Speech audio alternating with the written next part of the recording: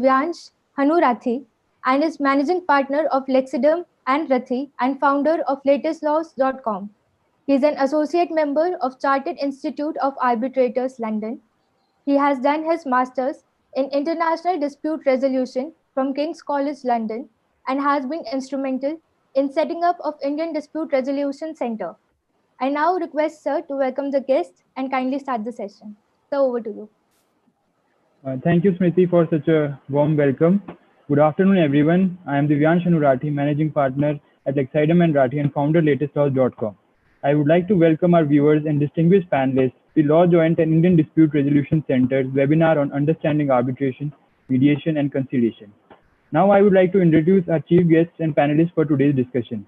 We are highly privileged to have with us as today's chief guest, Honourable Justice K.G. Balakrishnan. Lordship has served as 37th Chief Justice of India from 2007 till 2010. Lordship was the first judge from the state of Kerala to become Chief Justice of the Supreme Court. His tenure lasted for more than 3 years and has been one of the longest in the Supreme Court of India.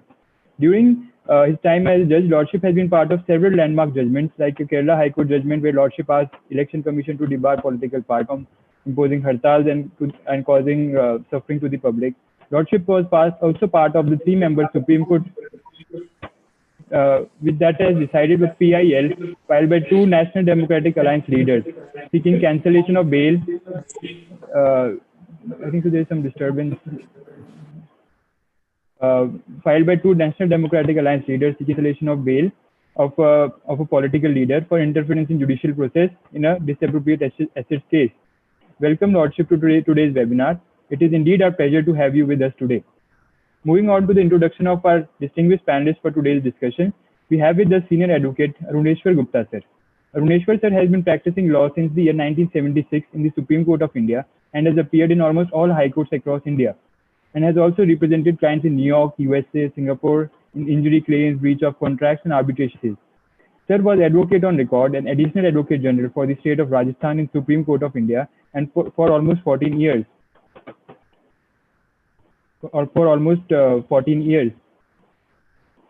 Also, sir was chief architect of Sports Act enacted by states of Rajasthan, Himachal Pradesh, and Uttar Pradesh, which led to change in cricket scene across India by successful introduction of IPL. Welcome, sir. I'd like to introduce our next panelist, Ajay Thomas, sir. Ajay sir is an independent arbitrator and is also director of the Faculty of Law, Manav Rachna University. Sir has a unique privilege of working with 3 of the world's leading arbitration institutions, LCIA, SIAC, SCMA, and has over 17 years of experience as arbitration, administrator, arbitrator, and as an advocate. Sir is a member of ICC Commission on Arbitration and ADR and is the national correspondent for India to Ancestral Cloud System. Ajay sir is also on panel of SCOPE, an apex body of Indian public sector enterprises. Until recently, also was Vice Chairman of the ICC Court of Arbitration's Indian Arbitration Group. Welcome, sir. I would like to inform our audience that there will be a question and answer session at the end of the webinar. Attendees are requested to send the questions via the chat facility of Zoom and the comment section on Facebook and YouTube. Also, I would like to ask the participants to keep their mics muted during the session and maintain decorum of the session, and the question and answer will be taken at the end of the session. So now I would like to invite our chief guest, Honourable Justice K.G. Balakrishnan, to deliver the keynote address. Lordship, over to you, Lordship.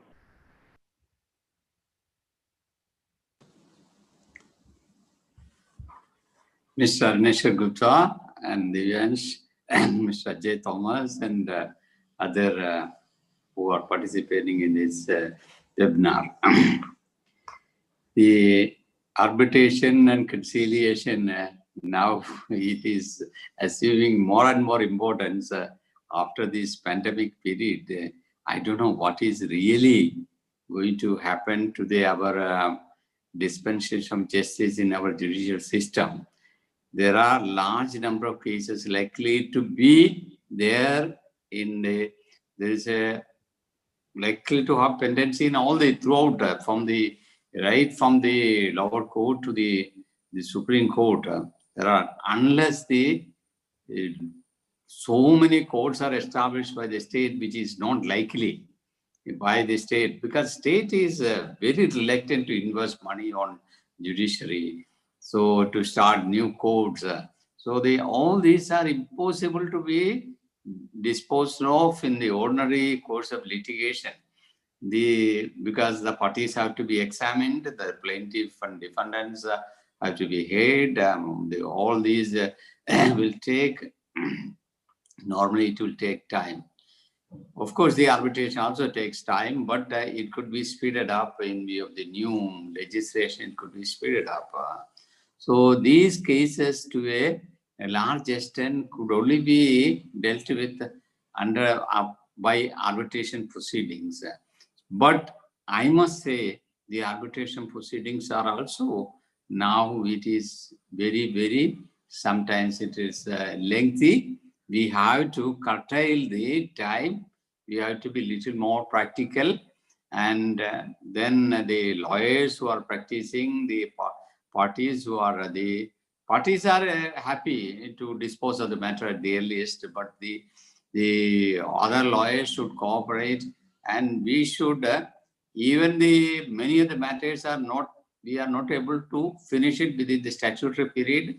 Often they go to the court and seek extension 6 months, and thereafter 6 months, and all these extension is invariably done in all arbitration matters. So we have to curtail, and we should also, the more and more arbitration centers we should start.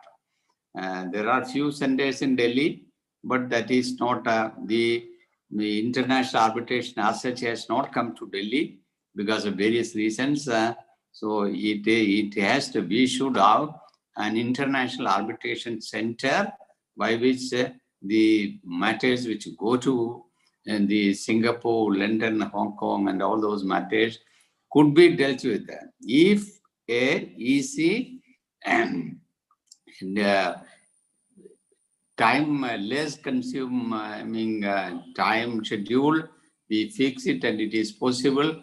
All the multinational companies would prefer to be in Delhi rather than in a expensive city like London or Singapore. So, but there was a proposal for the government itself to start an arbitration center. Our late Law Minister Arun Jaitley had been taking interest in those matters, but unfortunately it could not pick up.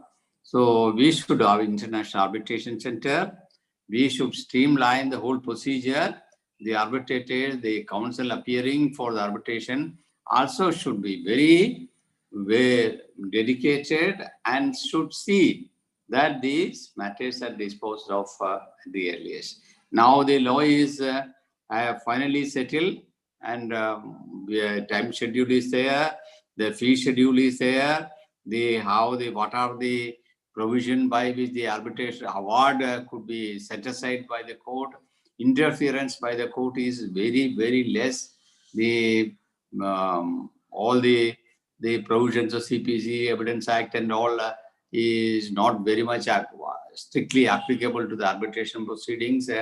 All these are well controlled, and we should have a better arbitration proceedings, and the people should, it is every system, whether it is in court or the police or it all depends on the people's belief, and they repose confidence. Those who have got litigation, those who have got problems, those who have got any matter in dispute between their partners or their contract parties, they should have the complete confidence in arbitration proceedings. Then only this will grow, and people will more and more repose confidence in this form of resolving matters. That is how the arbitration proceedings. Of course, in the CPC, there is conciliation. All family matters have to be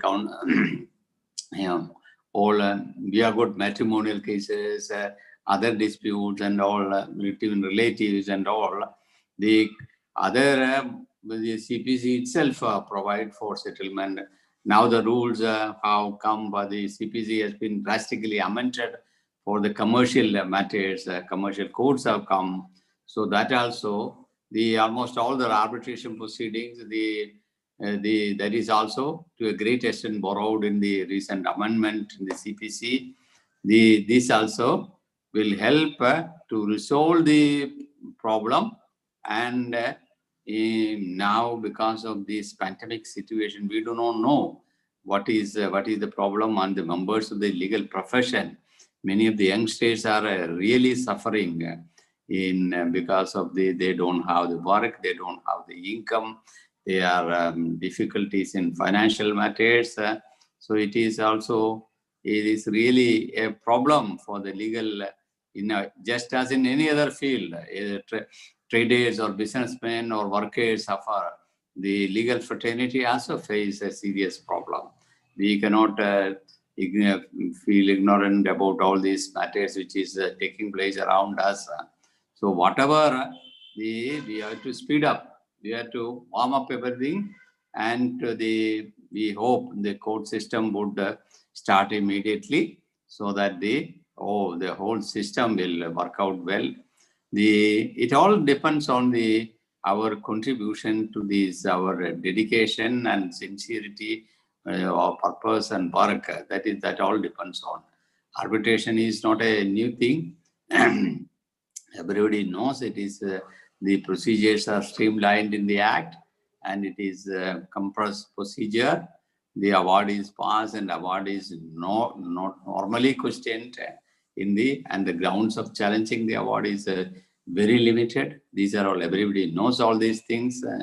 So we hope the arbitration conciliation will flourish in this country, so that we can alleviate the burden of the court, so that the courts, the judicial officers, the judges of the superior courts feel little more, feel comfort in working, and as you know, the judges, there are large number of cases, and if they are not comfortable, it affects the parties' rights. So they must feel comfort. They must feel that the advocates should feel comfort. They should get the time to argue. So they should have sufficient time to express their views before the court. So to allot this time and all, it is very, very difficult for the judges to meet, unless the burden is on when large number of cases in most of the courts in India. The subordinate judiciary, 3,000, 4,000 cases are pending before the magistrates courts, or civil judge, junior division, civil judge, senior division. How do they manage these cases? Every day we have to post 50, 60 cases, and to call those cases also takes about one of the valuable morning time of 1 hour. That is very serious loss to the judicial time. That is no court shall effectively function if there are more than 2,000 cases. 2,000 cases a judicial officer can manage if he is efficient and he is to the point, understand the law, to the point, and appreciate the arguments in the correct perspective, and able to give a judicial proper verdict in the matter. The 2,000 cases, and sometimes I don't want to comment on that. Sometimes the judges also they waste time of the court in so many ways. So that is also a serious problem for our judiciary. The judges are, by experience, early they will acquire the talents, the quality, and the way in which a judge should behave. These are all very, very important thing. I am very happy to participate in this function. Mr. Rajendra Pal Singh is actively working for the legal fraternity, giving conducting various seminars, calling distinguished persons like you, and to deliver on subjects, and you share your experience. This is something which we are making use of the time. That is it. Thank you. With these few words, I open the seminar, and I wish all success. Let us continue to meet on any other occasion also. Thank you very much. Thank you, Lordship, for your words of wisdom and for sharing your rich experience and knowledge on today's topic. Now, moving on to today's panel discussion on understanding arbitration, mediation, and conciliation, I would like to invite Senior Advocate Aruneshwar sir to share his views on today's topic. Aruneshwar sir, over to you.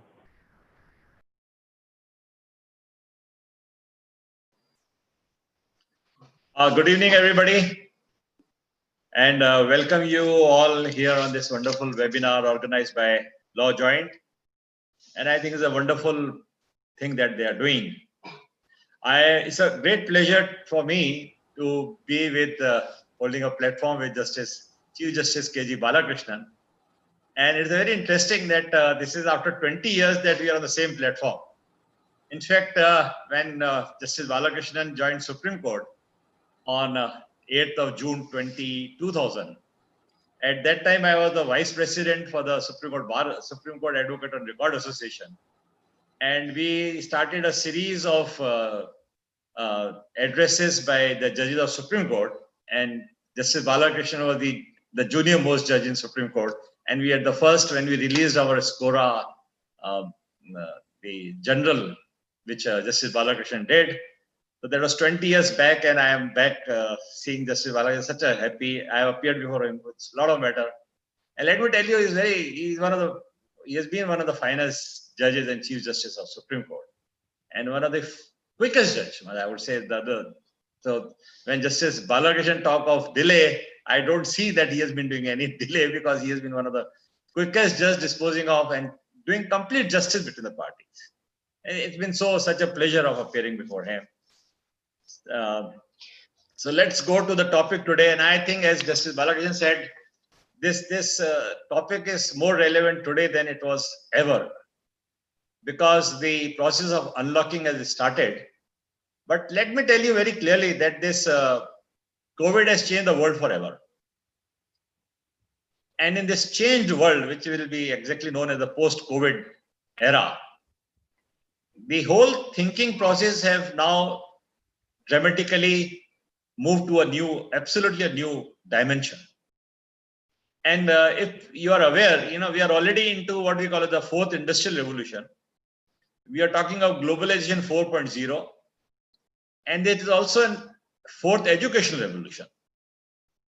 And I would say for litigation also, this is the fourth legal industry revolution. So we'll have to understand what exactly this fourth revolution is all about. And one of the major issues in the fourth revolution is electronics, is digital. So everything is becoming digital, and it is becoming online. And today's webinar today, which is organized by Law Joint, this is a classic case as how these all these conferences where we used to call people, have their meetings and all, is gone for a 6. And if somebody has seen yesterday, there was a music program, and more than 2 lakhs people were attending it. So that this is the way it is going to happen, and this is exactly the way the world is going to move forward.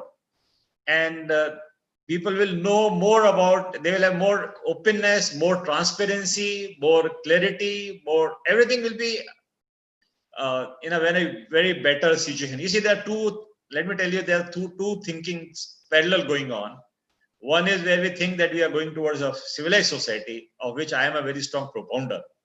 I think that the world will be a better world in which we are living, and judiciary has a very serious role to play about it. And the other way thinks that everybody is going the other way around, which I don't consider to be the right approach. So if I come to my presentation, you can put my presentation on the board, or I have to share it in this.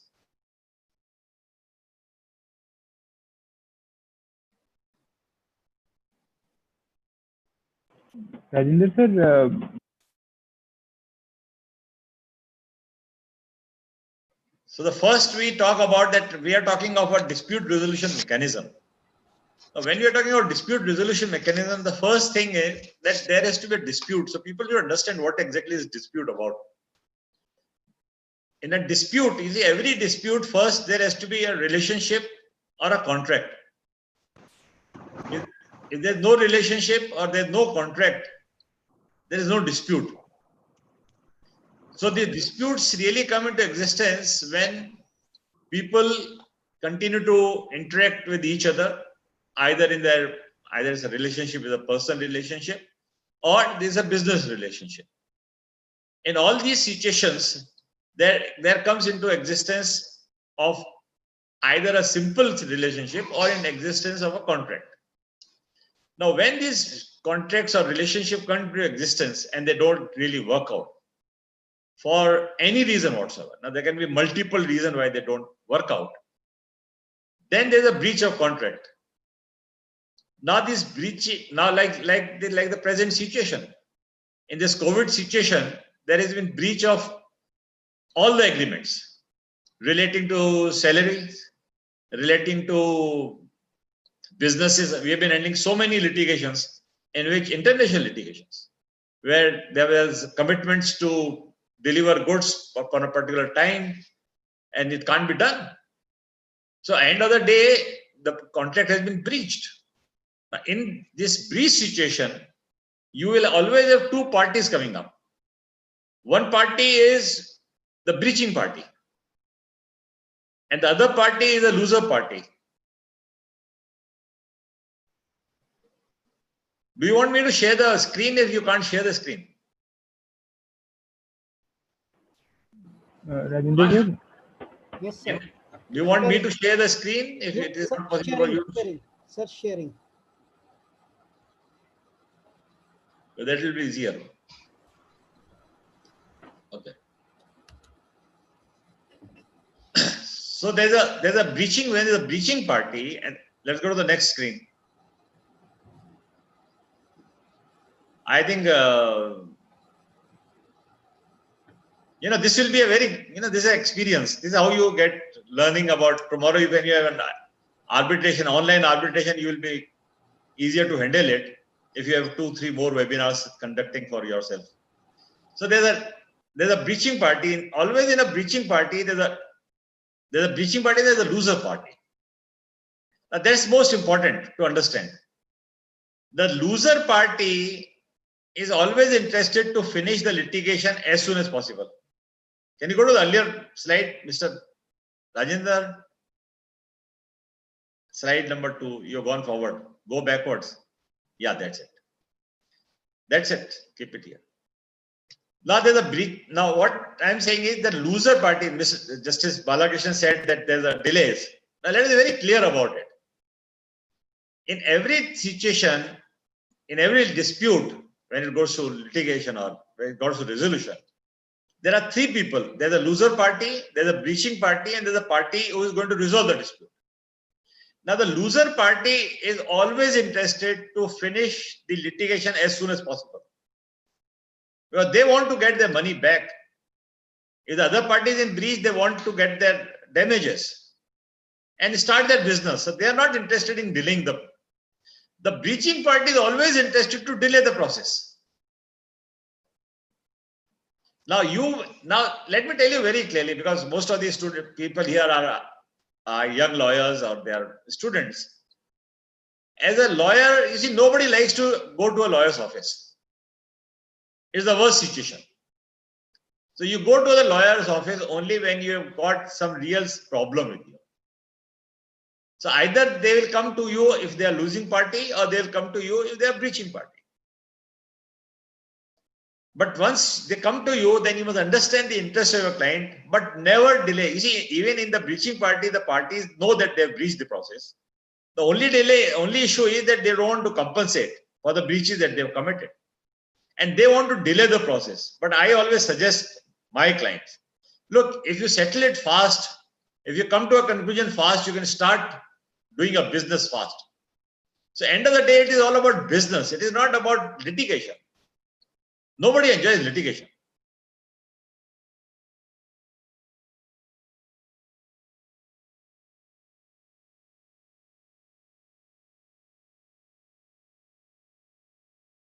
Usually parties, before they come down to a litigation, they always try to settle themselves.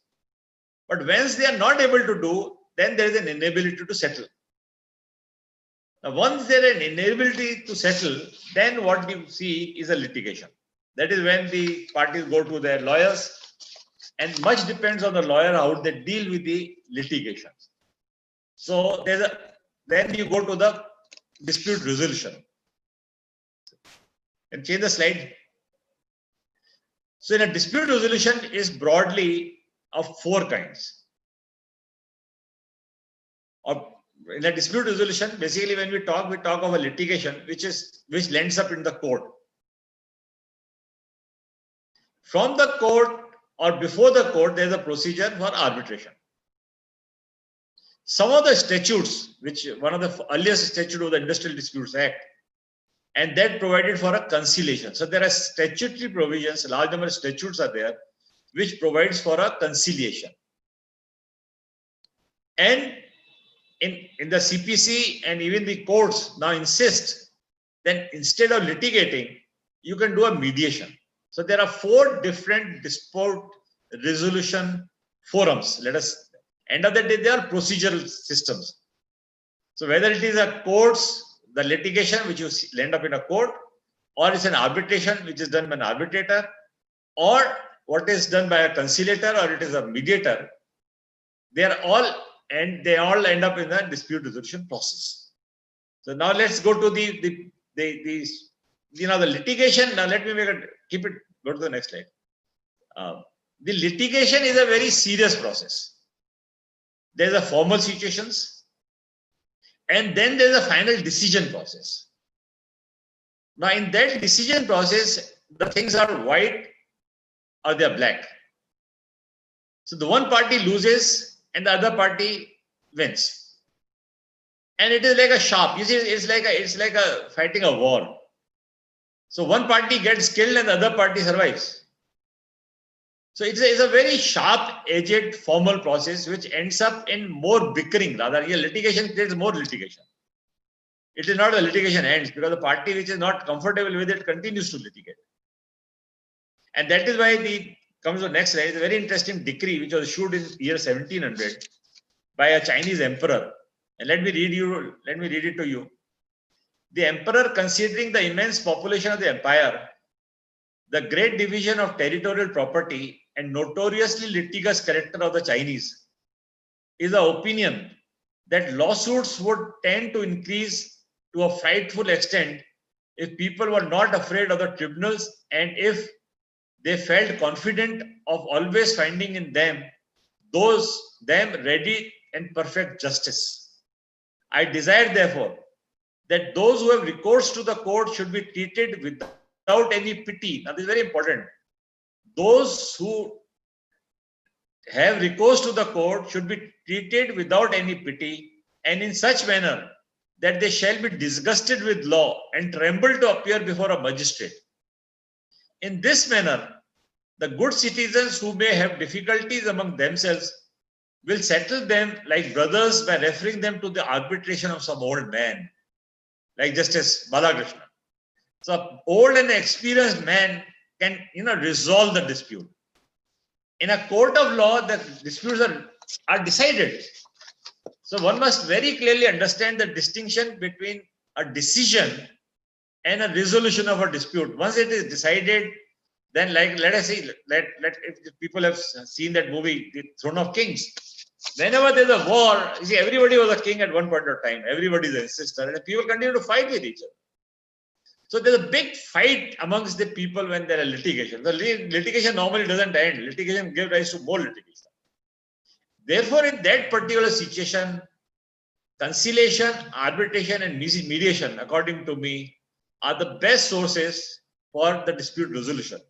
So it is not only that they are burden on the court, but for a more civil society to survive for a longer period. I think these are the best way of resolving a dispute.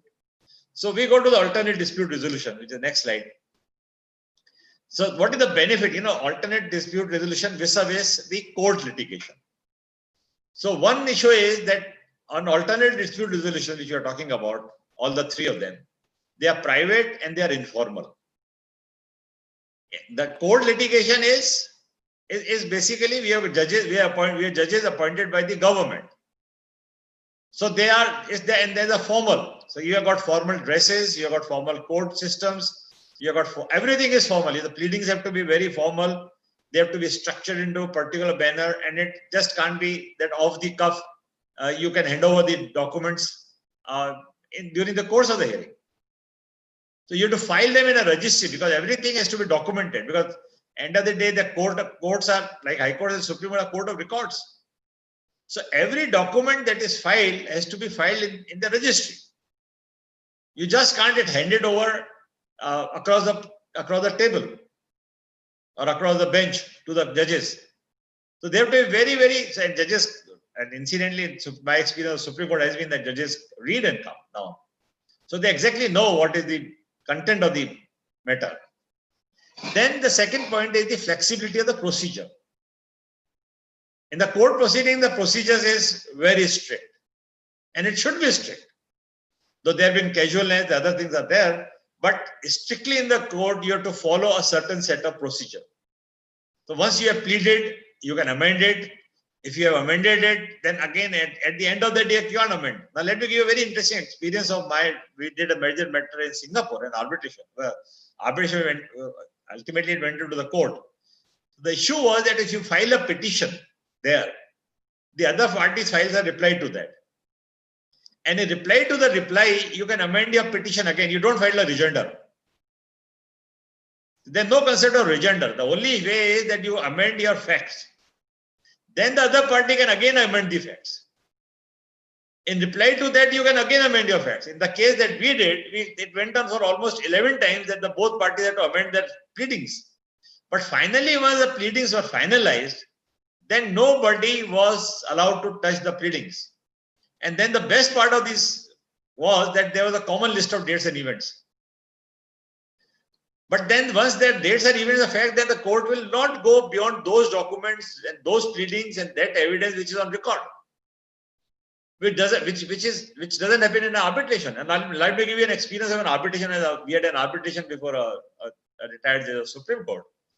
And on the very first day, he said that you complete your pleadings, you file your complaint, you file a reply, you file a rejoinder. Thereafter, on the third day, I start the arguments. Until the arguments are finished, you can file any document if it is not, the other party doesn't say that it is a fourth document. So every document filed by the parties is admitted, finished. Until I reserve the judgment, you can file any document during the course of the hearing. And you believe me, within 3 days, we finished the arguments. And in the next 1 week, we got the award. So because this is the flexibility of the procedure which can only be done in an arbitration proceeding. Then the time schedule, though Justice Balakrishnan said that there are delays in arbitration also, but I am very sure that if the arbitrators are, because I've done both. I've done cases in which it went on for 5 years and 6 years, and finally the arbitrator could not carry on. So we had to start another arbitration. So it never ended. Finally, the party ran away. So that was a very difficult situation. But then there can be time schedule because they can be fixed by the arbitrator. So you can fix the time schedule. The major problem of delay in the arbitration is that the same bar, but let me tell you very clearly, though it goes against me, that the same bar which is appearing in the courts is also appearing in the arbitration proceedings or in the alternate dispute resolution proceedings. And therefore, for young generation and the young lawyers who are here, I tell you, there's a lot of potentiality for developing an arbitration bar. Some lawyers who can be exclusively working on arbitration themselves, because then they will have time for arbitration. Then they don't have to schedule that in the morning, since I have to appear in the court, so I can have arbitration only in the evening. In fact, the arbitration proceedings, according to me, should continue like a session, from day to day. They should not end. Once you start an arbitration, you must end the arbitration. And then it can be done faster. That is what we have done. Then potentiality to survive of the relationship. Now, this is most important according to me, that the relationship still survives arbitration, though it does not survive a litigation. It may or may not, but mostly in arbitration, ultimately the people come to a better, alternatives will come to a better situation, and they can continue to have relationship even after the award has been pronounced by the arbitrator. Now, one of the most important things in an arbitration is an arbitration clause. If there's no arbitration clause, there's no arbitration. So if you see, if you move to the next slide. So the arbitration as a word which finds its root in the Latin word arbitrus, which means decided and judged. Now this arbitration has to have there has to be an agreement in writing. If there's no agreement in writing and there's no arbitration clause, there can be no arbitration.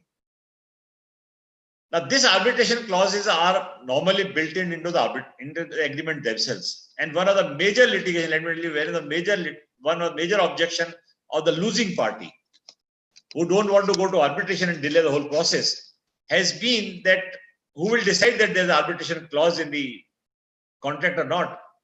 And there have been long litigations continuing whether there's an arbitration clause and the matter should go to arbitration or should be decided by court. Now, under the new act, the amendment of the new act and the judgments of the Supreme Court has completely wiped out that, and this has become very clear that it is ultimately the arbitrators who will decide whether the arbitration clause exists or it does not exist. So, even if there is once there's an arbitration clause, however way it is worded, it must be decided by the arbitration that whether it should go to a court of law or it should be decided by the arbitrator. Now, secondly, in arbitration, you have a choice of arbitrator. So you don't have to go to a particular judge. One of the major problems in courts have been, and I will say it's not a good thing, but it has happened, is what we call as judge hunting. Because you know that certain judges have got a particular bent of mind. So people go for, they do the judge, and the matter is never listed. Or it is listed only before a particular judge. But in arbitration, both the parties have a choice of their own arbitrators. And this is a very big factor which helps the people have got confidence, helps in the resolution of the dispute. Because a person has confidence, at least the arbitrator, because the lawyer is there to speak for him, and the arbitrator also is there, whom he has appointed and who understands it. What is the problem? Then third is the choice of governing law and applicable rules of arbitration. The governing laws, as Justice Balakrishnan very clearly said, that normally it was the International Chamber of Commerce, ICC, or it is now SIAC, or there another, we have started the India Center for Fast Arbitration. So they have their arbitration rules. But even in spite of those rules, the arbitrator can always have certain rules which can help him to move forward in a fast forward way. Or if he's not a fast forward arbitrator, he can move it in a slow way. But there's always a flexibility. And this flexibility always helps in the resolution of the disputes. Then we go to an arbitration clause. Now, to those lawyers who have been drafting or into the corporate system, let me tell you that drafting of an arbitration clause is a very important phenomenon. And let me tell you if you go to the next slide, that there are simple arbitration clauses which have been creating issues like all disputes arising out of this contract shall be submitted to arbitration. That is one of the simplest form of arbitration clause. And this is where the arbitrator themselves will decide what rules they will follow, what rules they will not follow, how will they go about with the arbitration. Then we are seeing that the typical arbitration clauses, that any dispute arising out of or in connection with this contract, including any question regarding its existence, validity, or termination, shall be referred to and finally resolved by arbitration in the country, that can be India, Singapore, Hong Kong, or anybody, in accordance with the arbitration rules of arbitration institution. Now, today the arbitration institutions are in vogue.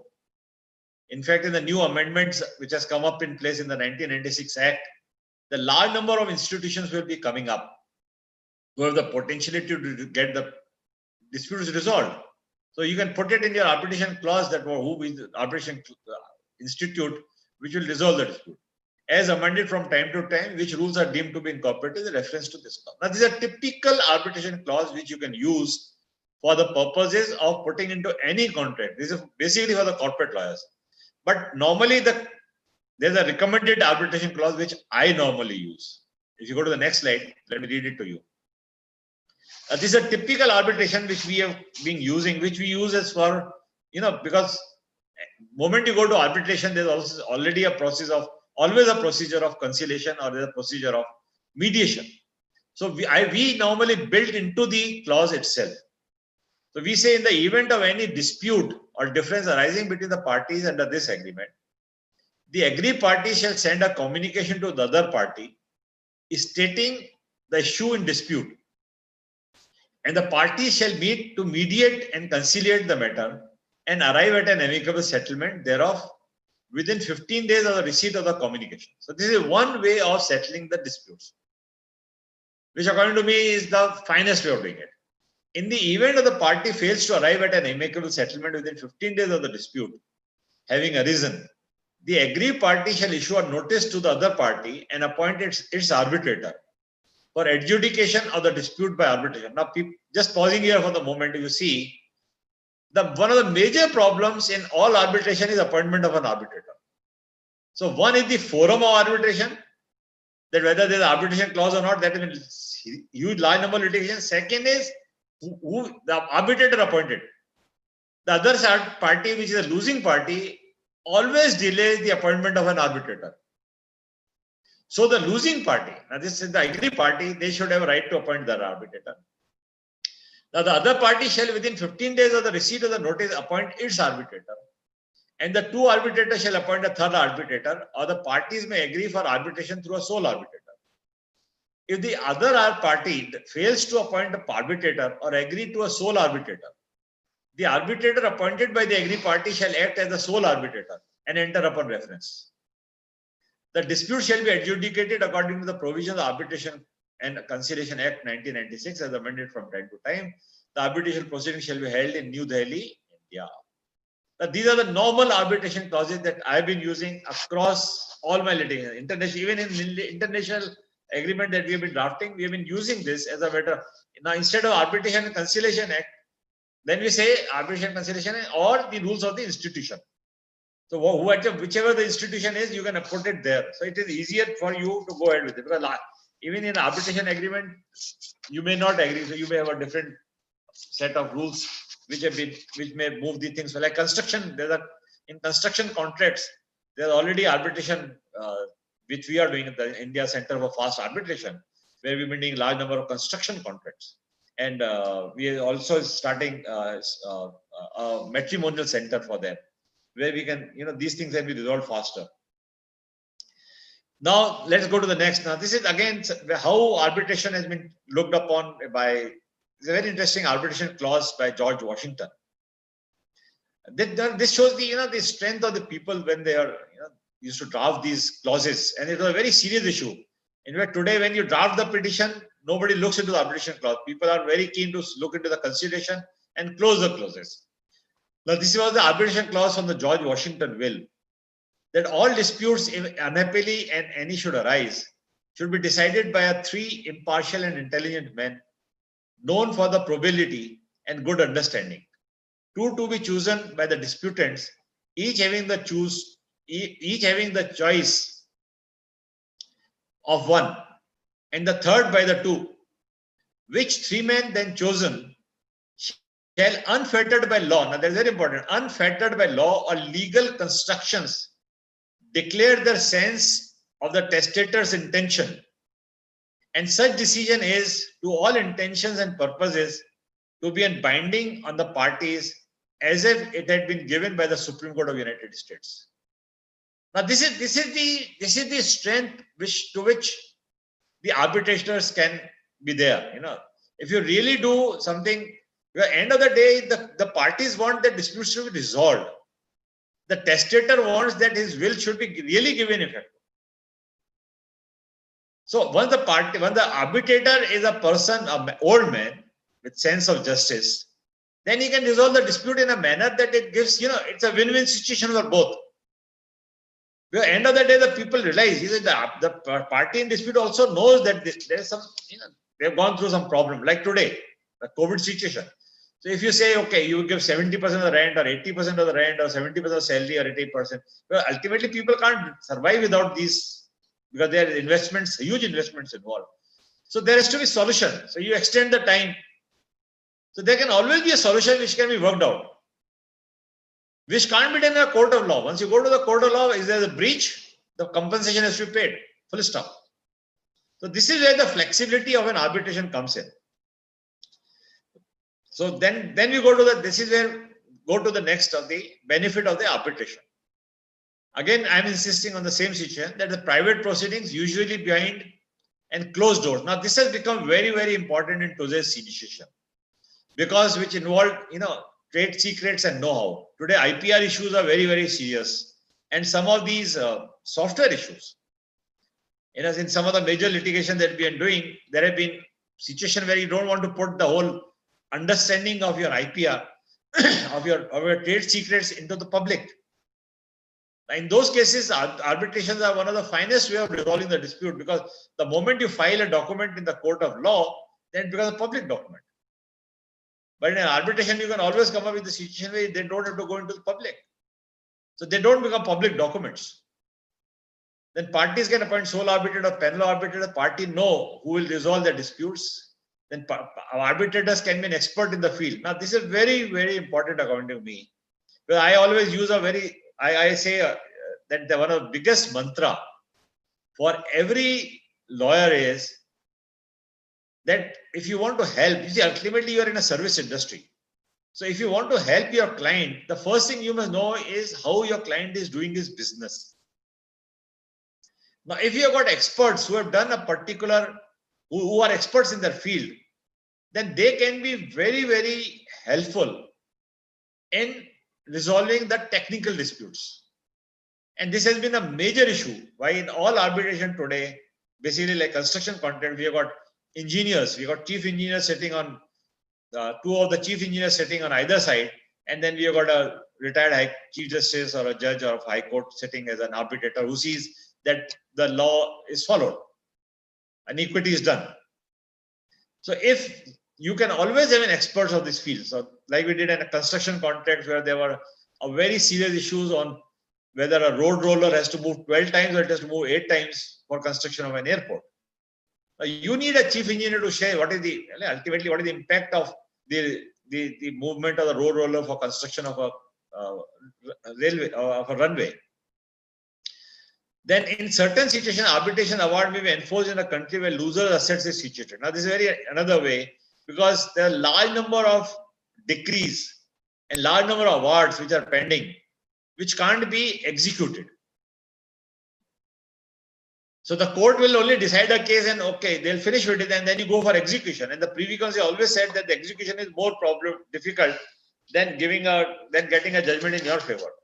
So but in an arbitration, you can come out with a situation where the arbitrator can tell you, okay, the parties have got assets there, and you can go and execute them in this particular situation in a particular manner. Now from arbitration, we go to the next thing. Conciliation, I'm not touching much because conciliation is again almost like an arbitration, and mostly the conciliations have been done in it was a part of according to me, the industrial revolution, and the trade unions were given the right to conciliate, or it was part of the collective bargaining situation. So there was a statutory recognition given to for the purpose of conciliation to the trade unions to conciliate for the laborers. So in those situations, the laborers did not have to go to the lawyers, but the trade union were representing the rights of the labor. And so these are the major conciliatory proceedings where you can sit across the table and try to resolve the issues. So we come down to the third, which is according to me is very important today, is mediation. Now this is the way I define mediation. Can you show the slide? Next slide. So mediation is a dynamic. The next slide, please. So mediation, I define mediation is a dynamic, structured, interactive process where an impartial third party assists disputing parties in resolving conflicts through the use of a specialized communication negotiation technique. Now, this is very, very important. In arbitration, the arbitrator will not try to negotiate between you or between the parties. He will still, it is a quasi-judicial situation. But mediation is a very informal. So the parties, they can the mediator has got a more responsibility. He tries to negotiate. So all participants in the mediations are encouraged to actively participate in the process. Mediation is a party-centered process in that it is focused primarily upon the needs, rights, and interests of the parties. The mediator uses a wide variety of techniques to guide the process in a constructive direction and to help the parties find their optimal solution. A mediator is a facilitator in that she or he manages the interaction between the parties and facilitates open communication. You see, most of the disputes, most of the problems in most dispute is a lack of communication. So if somebody can, with the wider experience of life, law, and other things, if he can facilitate the communication, a lot of disputes are resolved. Mediation is also evaluative in that the mediator analyzes issues and relevant norms, the reality testing, while refraining from providing perspective advice to the client. The mediator, see, more important is that you don't tell anybody what to do, but you tell them that, look, if this is done, then this is beneficial. Now, this is the art of a mediator, and according to me, the mediator are much more experienced people than the arbitrators, because they really know the situation in which how to resolve the issue. So this is how the mediation can go on. Now, next is when I say that there's a mediation has got an edge on arbitration.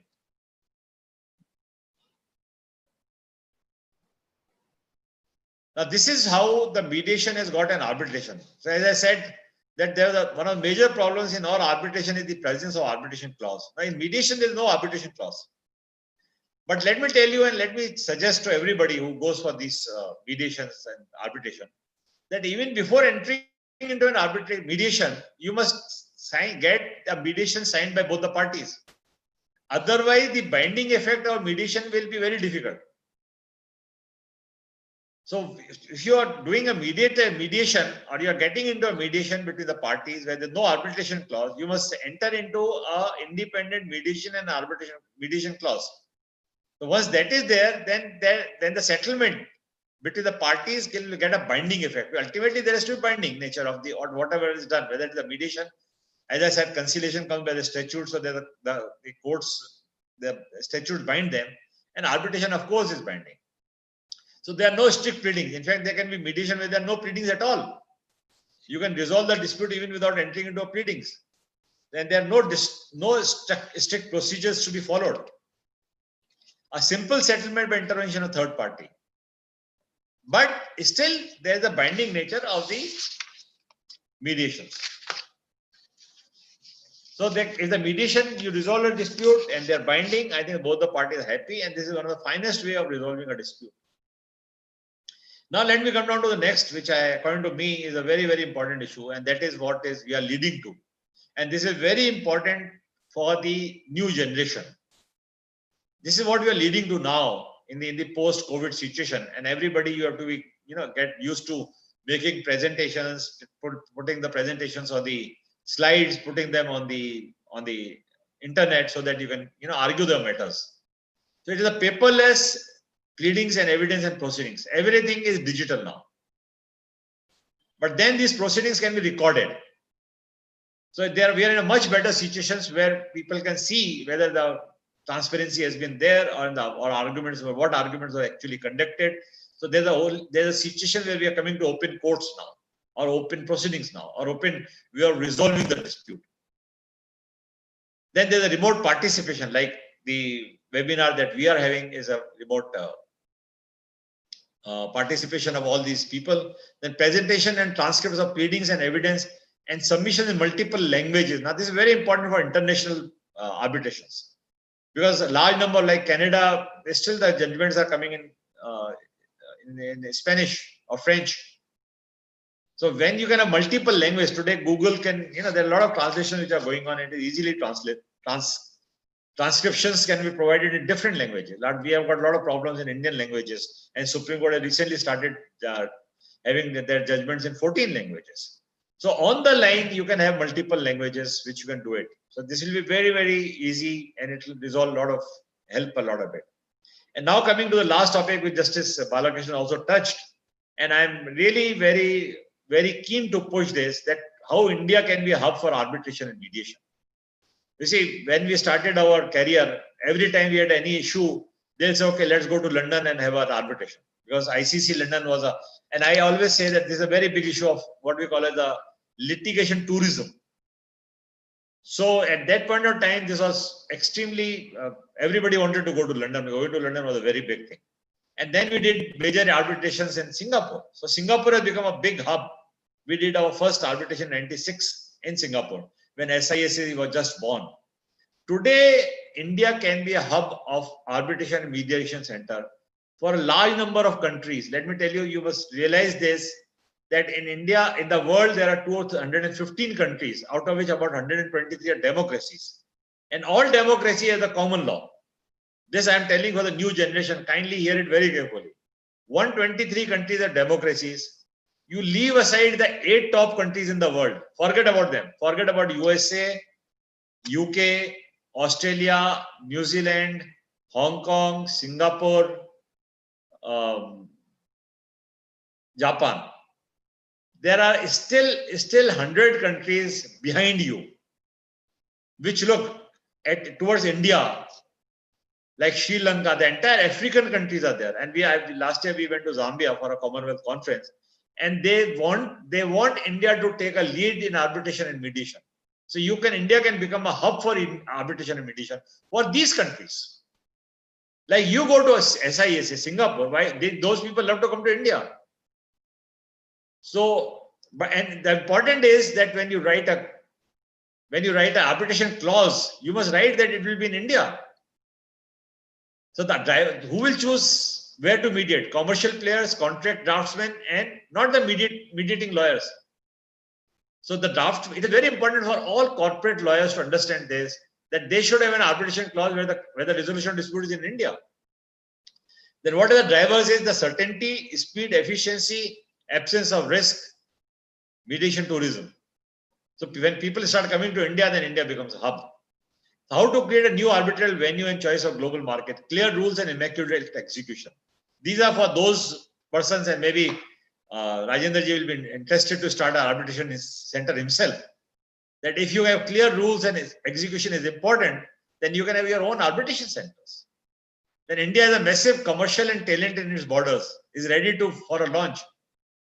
Like Sri Lanka, Bangladesh, Vietnam, Cambodia, the entire Southeast Asia. They're all keen. If you start an arbitration center and you can attract them, nobody wants to go to Singapore. Let me tell you. Those countries are very, very keen, and the lawyers there will be very keen to come to India. So let us all join together and make India the hub for arbitration and mediation. Thank you very much. Thank you so much, sir, for sharing your knowledge on today's topic. Indeed, your idea and philosophy behind setting up of an Indian arbitration center has been we have taken care of that, and with launching of Indian Dispute Resolution Center, which is the co-partnering with this today's webinar, we have started our own domestic arbitration rules, and we are also in finalizing our international arbitration rules apart from mediation. So hopefully with the blessings of senior members of BAR, we will be successful in our journey towards making India hub for an arbitration center. So thank you so much, sir, for suggestions and views on today's topic. Now I would like to invite Ajay Thomas, sir, to share his experience and views on today's topic. Ajay Thomas, sir.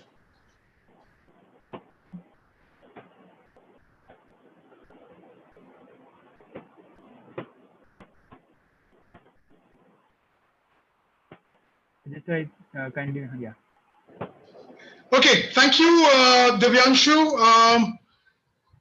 And at the very outset, let me thank Law Joint and Mr. Rajinder Pal Singh for this kind invitation to share my views on the topic which is very close to my heart. I will be using PowerPoint slides. So if you could permit me to share my slides, please. Yes, sir. Yes, sir. Yes, sir. You can share, sir.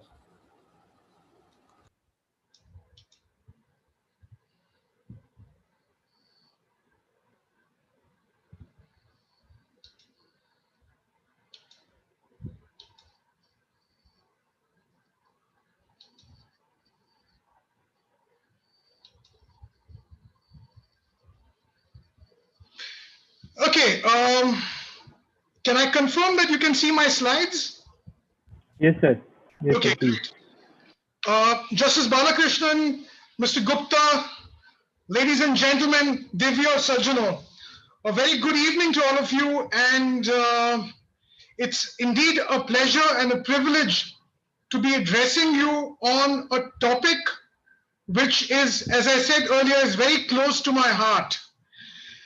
The topic that I've chosen for today's presentation or speech at this important webinar is institutional arbitration, the way forward. Now, you might ask me, why is it that I have chosen this topic, institutional arbitration? And I think the answer to that is very clear, because of the 2 odd decades that I've spent in the law, I have spent more than 12 years working in some of the leading arbitration institutions in the world, starting off with the Singapore International Arbitration Center, the Singapore Chamber of Maritime Arbitration, and then with the London Court of International Arbitration. So the cause of institutional arbitration is something which is very, very close to my heart, and I continue to be associated with the institutional arbitration movement in India and the world over. So it is but natural that I will be speaking on this topic. And in my view, institutional arbitration is the way forward when you're looking at a mode of conducting arbitrations, especially in an emerging economy like India, where the judicial system, the public justice system is not the best in terms of the efficiency, thanks to this huge pendency of cases in the various courts in India. So let me start off with a brief historical perspective. Now, there is a perception that arbitration was brought or introduced in India by the British. It's a myth. If you were to look at history, from times immemorial, India has had a long tradition of ADR and arbitration.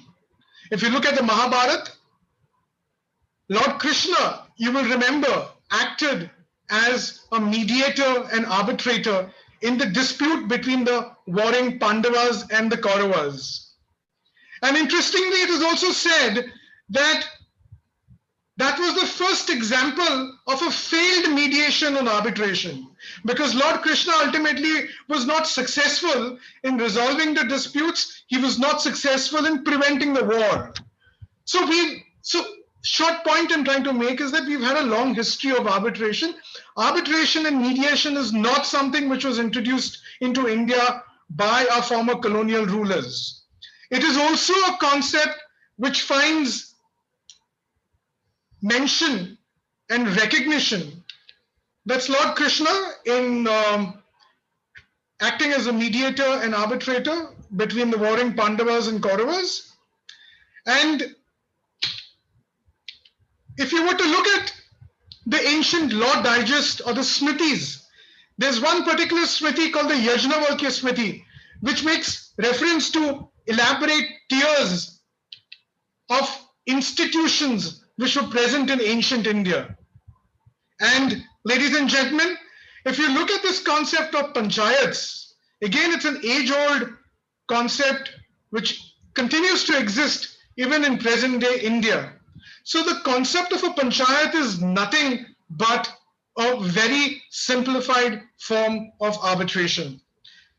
So we've had a very long history of arbitration. And if you were to look at the statutory evolution of arbitration in India, ladies and gentlemen, well, on this count, I must admit that the first codified laws relating to arbitration were introduced by the British, starting over the Bengal Regulations of 1772, leading up to the Arbitration Act of 1889. And between 1889 and the present Arbitration and Conciliation Act of 1996, ladies and gentlemen, we had 3 statutes. Mr. Gupta and Justice Balakrishnan probably can relate to the law relating to arbitration prior to 1996, where there was not one statute, but there were 3 statutes relating to arbitration. You have the Arbitration Act of 1940, You have the Arbitration Protocol and Convention Act of 37 and the Foreign Awards Recognition and Enforcement Act of 1961. So 1996, the government of India took the decision to introduce in Parliament initially through ordinance, the Arbitration and Conciliation Act of 1996. And the purpose of this 1996 Act was threefold. It was to amend the law relating to arbitration in India. Amend, when I say amend, the idea was to amend it and bring it in tune with the UNCITRAL model law, which then was the gold standard for all arbitration statutes the world over. The second objective was to consolidate the law, because as I said earlier, the law relating to arbitration was contained in 3 statutes. So the whole idea was to consolidate these 3 statutes into one consolidated statute. And thirdly, our law, which was there in existence, had a history dating back to 1940, which in turn was based on the English Arbitration Act of 1934. So there was a pressing requirement for this law to be modernized. So amendment, consolidation, and modernization were the 3 basic purposes for the introduction of the 1996 Arbitration Act. And this act, ladies and gentlemen, for a very long time was unamended until it was amended in 2015 and later on in 2019. So, is arbitration the first choice? That's the question I'd like to ask you. Well, let's see what the trend has been internationally. Queen Mary University of London has got a school of international arbitration. Every 2 years or 3 years, they come up with a study which started off initially partnering with PricewaterhouseCoopers and then subsequently with the international law firm White & Case. Now, the 2008 study conducted by Queen Mary University of London showed that 88% of multinational corporations preferred international arbitration. And 86% of those participating in-house counsel said that they were very satisfied with international arbitration to resolve their disputes. So internationally, when you're looking at it, it appears that arbitration is the first choice when it comes to resolving disputes, especially commercial disputes. Now, is arbitration the first choice from an Indian perspective? Internationally, yes, it is recognized. So what's the status in India? In 2011, Ernst & Young EY conducted a study called Emerging Trends in Arbitration in India. And this study, ladies and gentlemen, was followed by another study by PwC in 2013.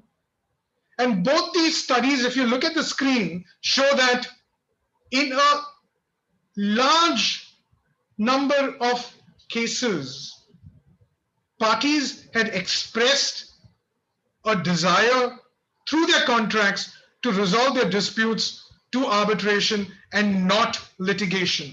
If you look at the 2013 study, it shows that 91% of companies had preferred the resolution of disputes through arbitration and not litigation. So, ladies and gentlemen, it appears that arbitration in India is the first choice when it comes to resolving disputes. But the interesting fact is this, that today, arbitration in India is not restricted to resolving high-value international commercial disputes. The interesting fact in India is that today, arbitration has come to be used even in mundane, day-to-day contracting situations. So what you have on your screen, ladies and gentlemen, is a valet parking coupon of one of the best Bengali cuisine restaurants in Delhi called O Calcutta, which is situated in Nehru Place.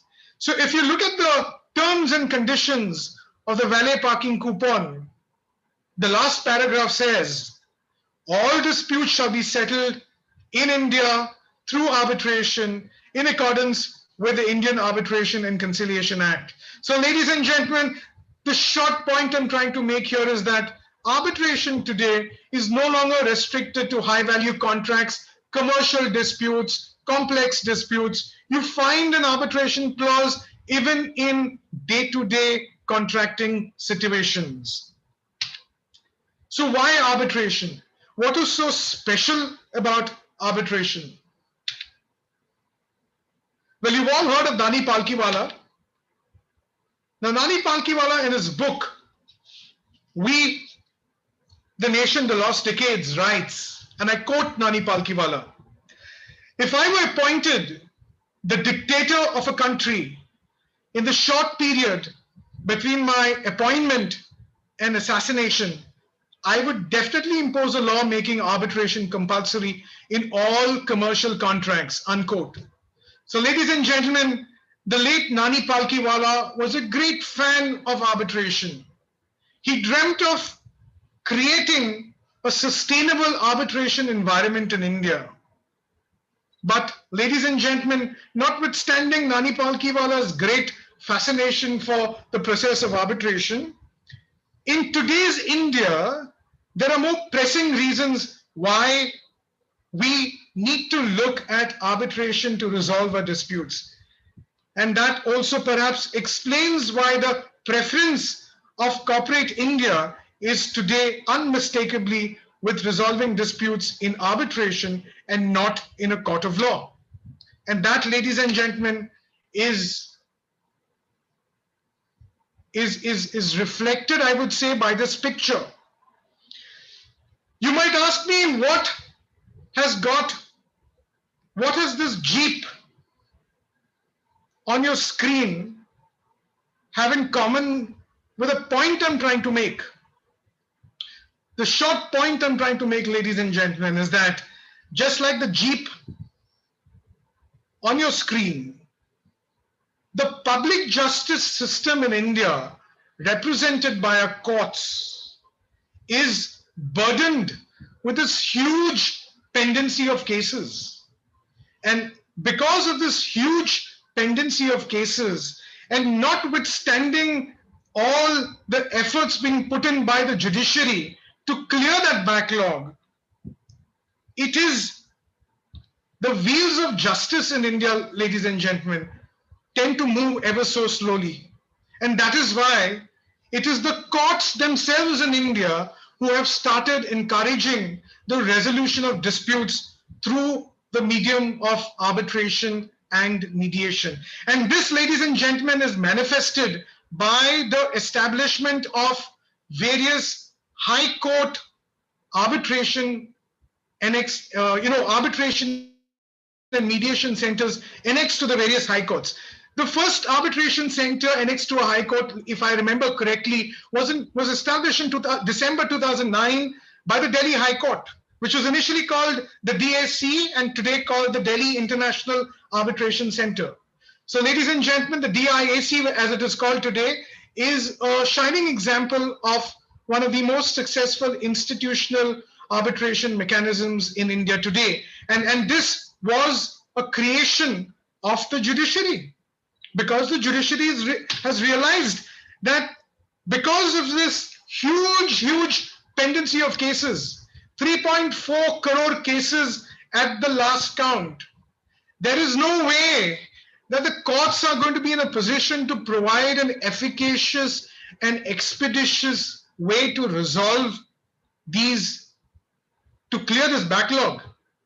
And on this count, I must say I'm delighted to see Justice Balakrishnan here as a speaker. And I'd like to quote Justice Balakrishnan from a speech of his about 10 years ago when he was Chief Justice of India, where Justice Balakrishnan said, and I quote Justice Balakrishnan, "The reason for the increasing number of cases is attributed to the fact that the legal fraternity brings all cases to the court, and efforts should be made by lawyers to settle most of the cases outside the courts, as the present establishment simply cannot cope up with the pendency," unquote. So Justice Balakrishnan, I must say these are very sage advice that you have given to the lawyers in India. And I'm delighted that over the years, I think they've taken that advice very seriously insofar as today you find the take-up of arbitration is much, much more than what it was 10 years ago. Arbitration, even by those die-hard litigation fans, has become very popular. And many of the die-hard litigators themselves have made that switch towards doing both litigation as well as arbitration. So that is indeed, a bright point when we're looking at the dispute resolution scene in India today. Again, ladies and gentlemen, if you see from this caricature, it appears to suggest that litigation has no future. I'm sure Mr. Gupta would contradict me by saying that come rain or shine, come arbitration, negotiation, mediation, the courts will always continue to be relevant. And I do agree with you, Mr. Gupta. There is nothing, you can't take away the importance of a public justice system. The public justice system will always continue to be relevant. But the focus today to a large extent is on commercial disputes. So when you're looking at commercial disputes, it appears, to quote Fali Nariman, the future of arbitration is bright because the future of litigation perhaps is not. So Fali had, this was part of Fali's speech he delivered in 2015 at a IBA conference in New Delhi. And I must say that the grand old man of arbitration in India, Fali Nariman, is one of the wittiest men when it comes to quotations relating to dispute resolution. And since we have a lot of students in the audience today, I must recommend that you buy the two latest books written by Mr. Fali Nariman on arbitration in India. One is on international commercial arbitration and the other is on domestic arbitration. I believe these should be two must reads because the pearls of wisdom and the anecdotes which are there in that book are really, really, really something that you must read. So ladies and gentlemen, Mr. Nariman thinks that litigation has no future, but at the same time, if you read the statement very carefully, he is not saying that arbitration is a panacea to all the ills. He appears to say that arbitration perhaps is a lesser of the two evils. Just ponder over that, his quotation for a minute, lady. He says the future of arbitration is bright because the future of litigation perhaps is not. So I think you must read more into that. And so what the great man is saying here is that he says that arbitration is not without its flaws. It is not a perfect system of dispute resolution.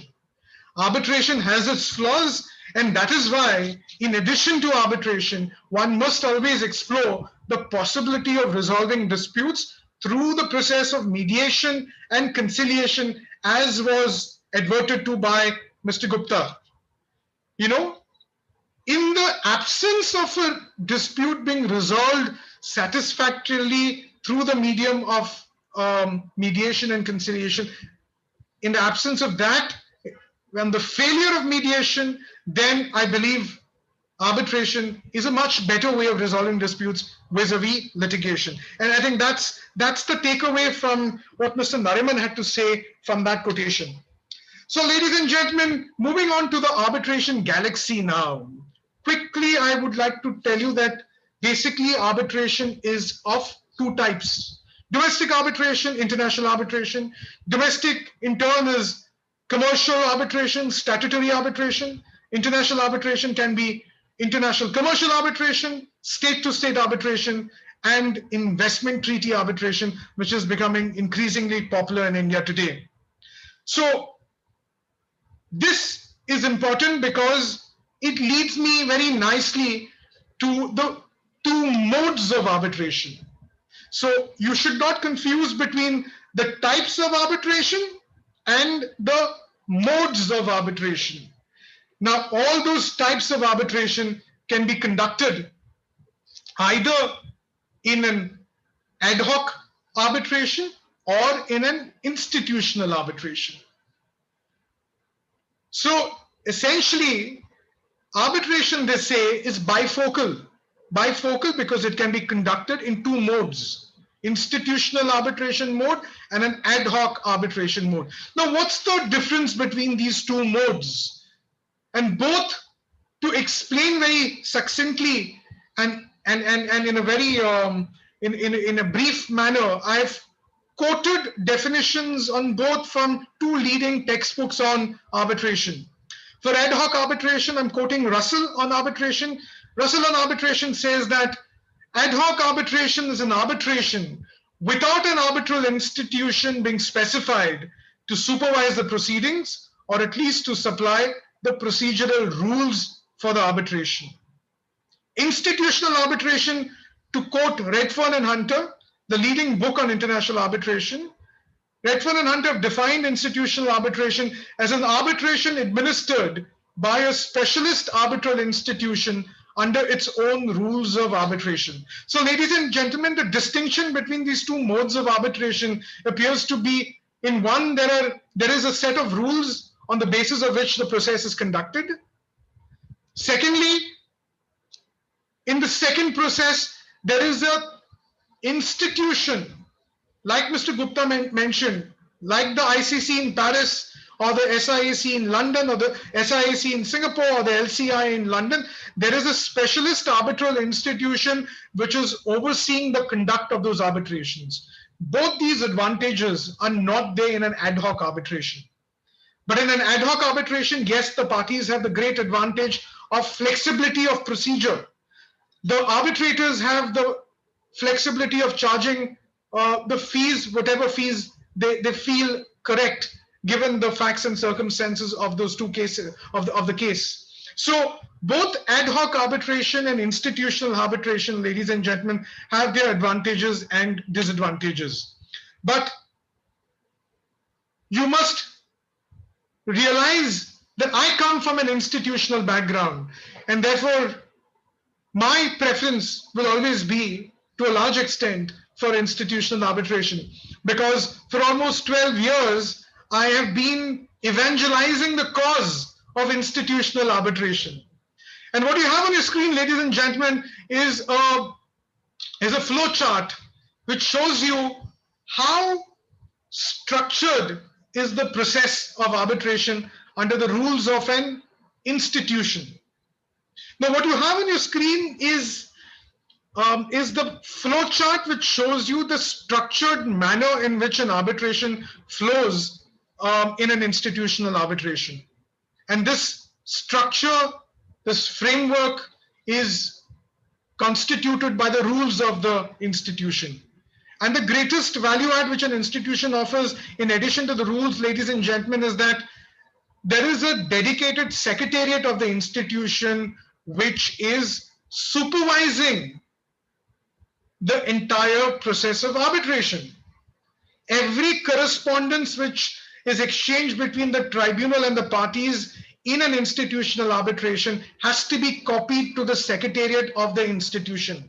And that is how the institution, see, a good institution like the ICC or the SIAC or the LCIA, is supervising the process of arbitration. And that's extremely important. And these are reasons why the world over, there appears to be a marked preference today for conducting arbitrations under the institutional mechanism. Now, ad hoc or institutional arbitration, what should you opt for?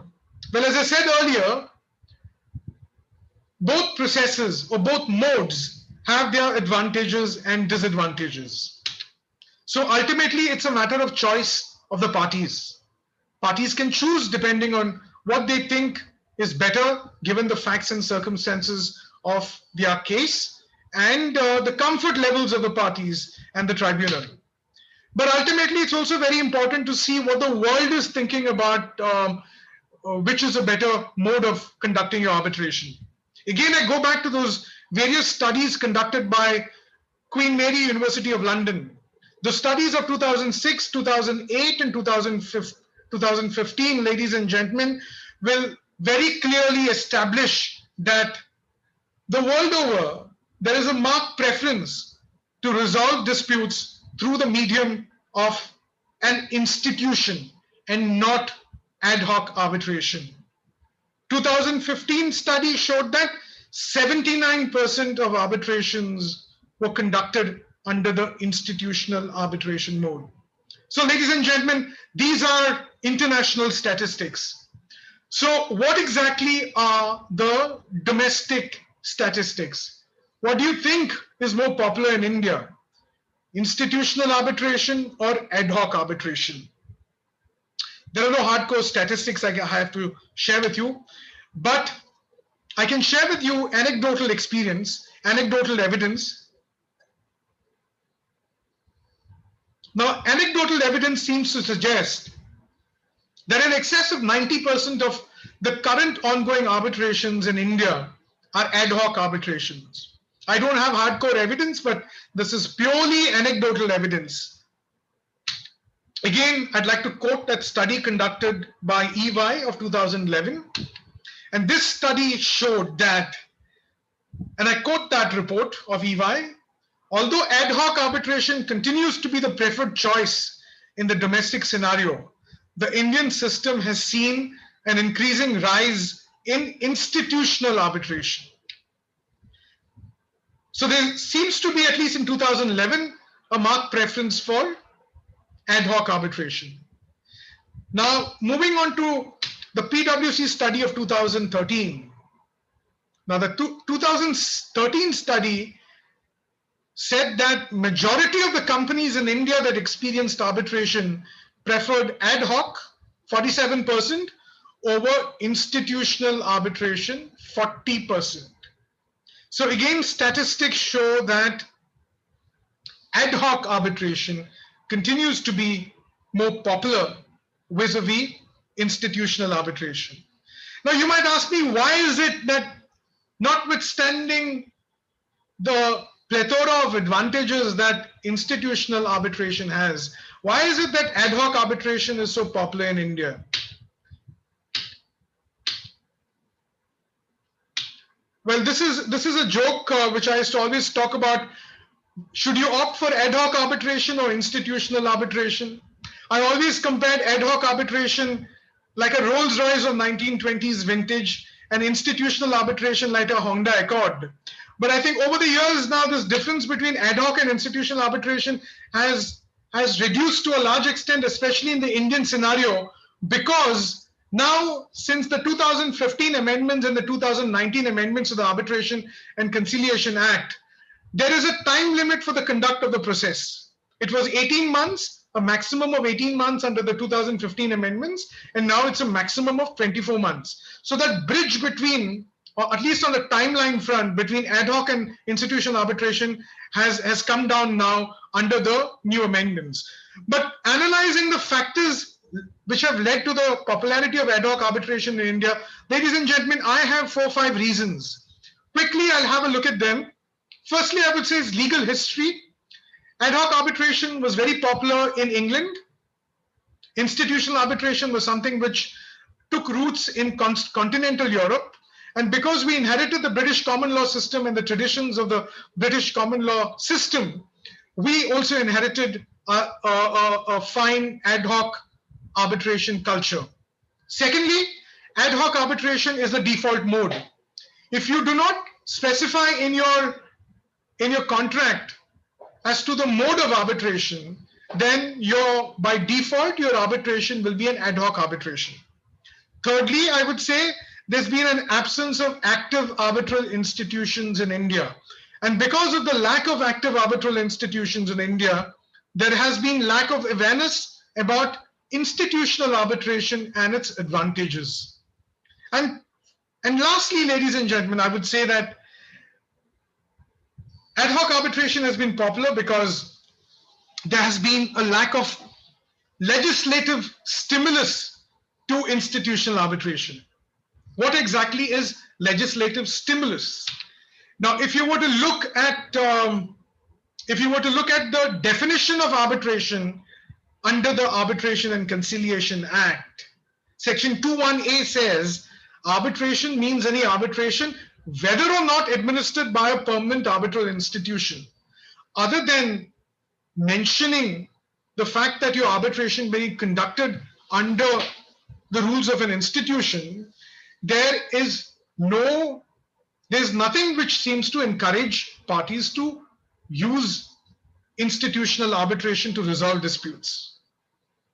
And that is why, ladies and gentlemen, the Law Commission of India, in its 246 report on amendments to the Arbitration and Conciliation Act, said, and I quote the report, the Act is institutional arbitration agnostic, meaning thereby it neither promotes nor discourages parties to consider institutional arbitration. So this is very, very important, the 246 report, because this report under the chairmanship of Justice A.P. Shah was responsible for making certain recommendations which ended up in opening up the Section 11 route to institutional arbitrations. So I think that was the 246 report had a great impact on the manner in which institutional arbitration has come to be perceived since that report and since the 2015 amendments. Now, ladies and gentlemen, I said earlier that one of the reasons why ad hoc arbitration was more popular in India, there was an absence of active arbitral institutions in India. And I emphasize the word active. There's again a myth in India that there are no institutions in India. There are very few institutions in India. Ladies and gentlemen, on your screen, you have the map of India, and I've tried to map on the map of India the spread of arbitration institutions in India. At last count, there were 46 arbitration institutions in India. New Delhi itself has got about 8 institutional arbitration centers. You have institutional centers in Baroda, Mumbai, Pune, Cochin, Bangalore, Chennai, Andhra, in Calcutta, in Chandigarh. You name it, you name the city, you have an arbitration center. So let me quickly take you through all those arbitration centers. It's very, very fascinating reading because we find a lot of speeches being made on a regular basis which say that there are no, institutional arbitration is not popular in India because there are no institutes in India. But that's a myth, ladies and gentlemen. We have a lot of institutions in India. But the problem with institutions in India, arbitral institutions in India, with apologies for being so direct, is that most of these institutions, ladies and gentlemen, are not active. If they exist in reality, many of them exist in paper or on a brass plate. Let me give you the example of the Goa International Arbitration Center, which was established in 2010. It exists as a brass plate in the offices of the Goa Chamber of Commerce and Industry. But for the statistic, it is an arbitration center.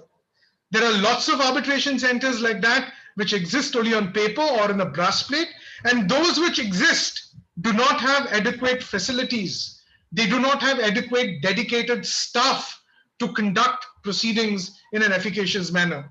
So, ladies and gentlemen, amongst all these institutions in India, there's just a handful, I would say not even a handful, you can count them, just a few of them which are worthy of the recognition of being a proper arbitration center. And I say this with a lot of responsibility and with a certain sense of sadness also, because I've had the pleasure and the privilege of working with some of the best international arbitration institutions in the world. And when I compare the processes followed by those arbitral institutions, I compare the integrity of the process followed by those arbitral institutions, the quality of the panel, none of our institutions can compare with those international institutions. And if we ever harbor the hope of being a hub for international arbitrations, ladies and gentlemen, We do have the potential of being an international arbitration hub. But if you're very serious about being an international arbitration hub, I honestly believe that all our institutions need to pull up their socks and be more effective, to be more proactive, to have state-of-the-art, world-class facilities. That's very, very, very important. Now let's look at the spread of institutions in India, ladies and gentlemen. Look at your screen now. You have these centers in Delhi, centers in Mumbai. You also have a law school in Pune. The ILS, Indian Law Society's college in Pune, has also started an arbitration center.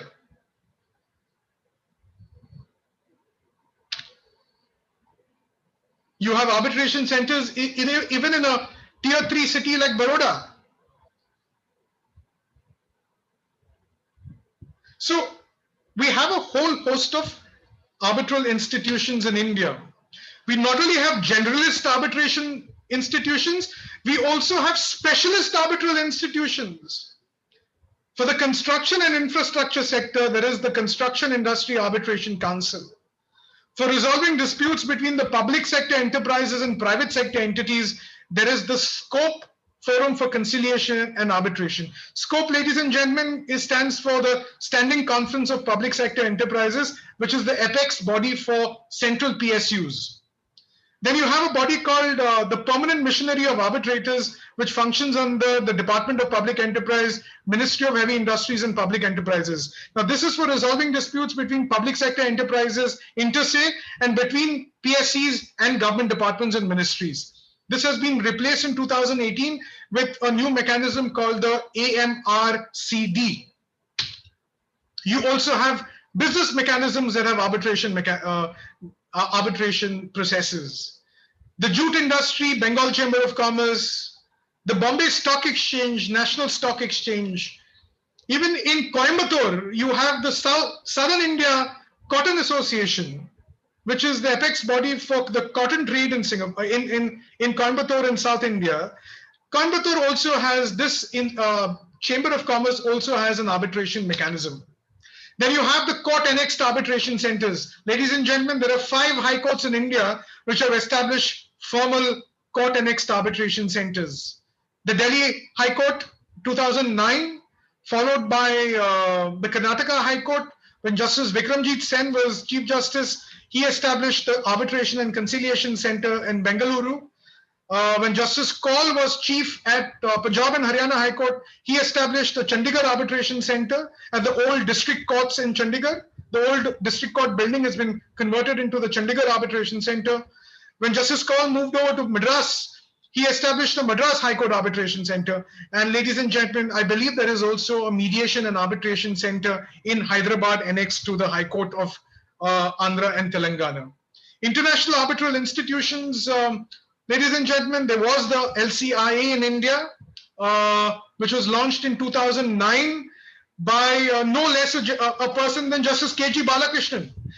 Justice Balakrishnan will remember in 2009, the London Court of International Arbitration had established its subsidiary in India at an inaugural ceremony held at the India Habitat Center. Justice Balakrishnan had inaugurated this center.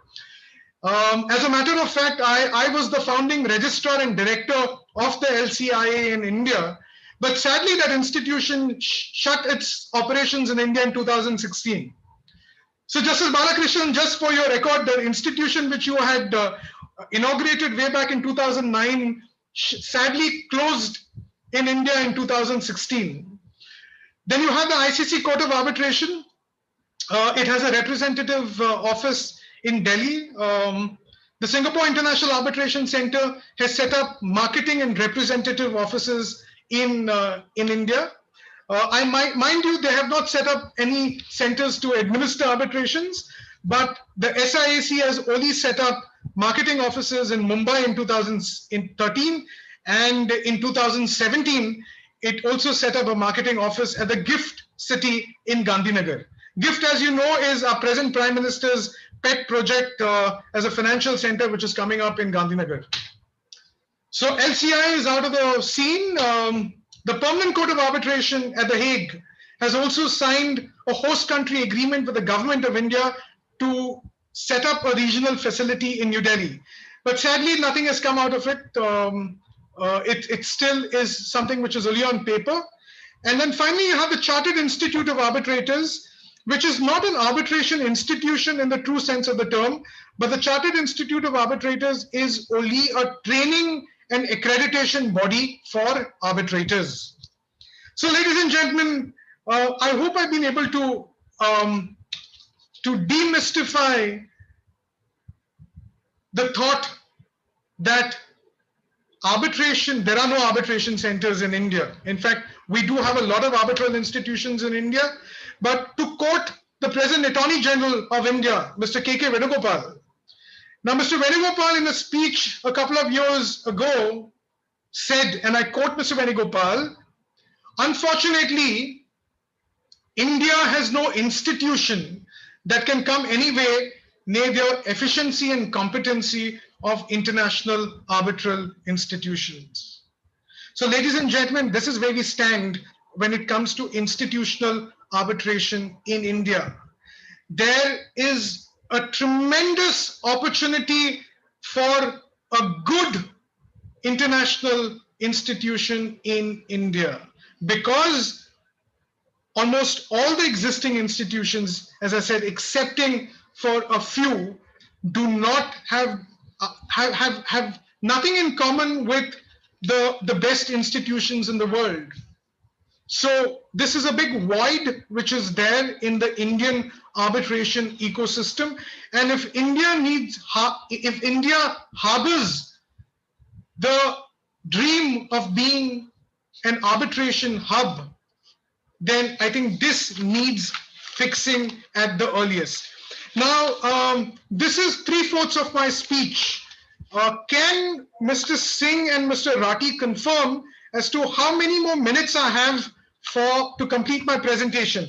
If you have totally run out of time, I'll end my presentation on this note. You have 3-4 minutes. You can continue for 3-4 minutes. Then we'll have the 3-4 question answer session. Yeah. Okay, let me quickly do that. I know Justice Balakrishnan and Mr. Gupta have got multifarious other tasks to attend to, but I'm going to be very brief. 4 minutes is all I'm going to take. What I'm going to do in the next 4 minutes, ladies and gentlemen, is to give you an insight into the recent reforms to arbitration in India and its impact on the concept and process of institutional arbitration in India. Now, if you look at the key milestones when it comes to the recent reforms in India, ladies and gentlemen, what you have on your screen are the key milestones. 2014, you have the AP Shah 246 Law Commission report. 2015, the Arbitration and Conciliation Amendment Act. 2017, you have the high-level committee chaired by Justice B.N. Srikrishna. 2018, you have the Arbitration and Conciliation Amendment Bill, which lapsed in Parliament. 2019, the Arbitration and Conciliation Amendment Act. And 2019, again, you had the New Delhi International Arbitration Center Act. Quickly, let's look at what all these laws and statutory reforms related to.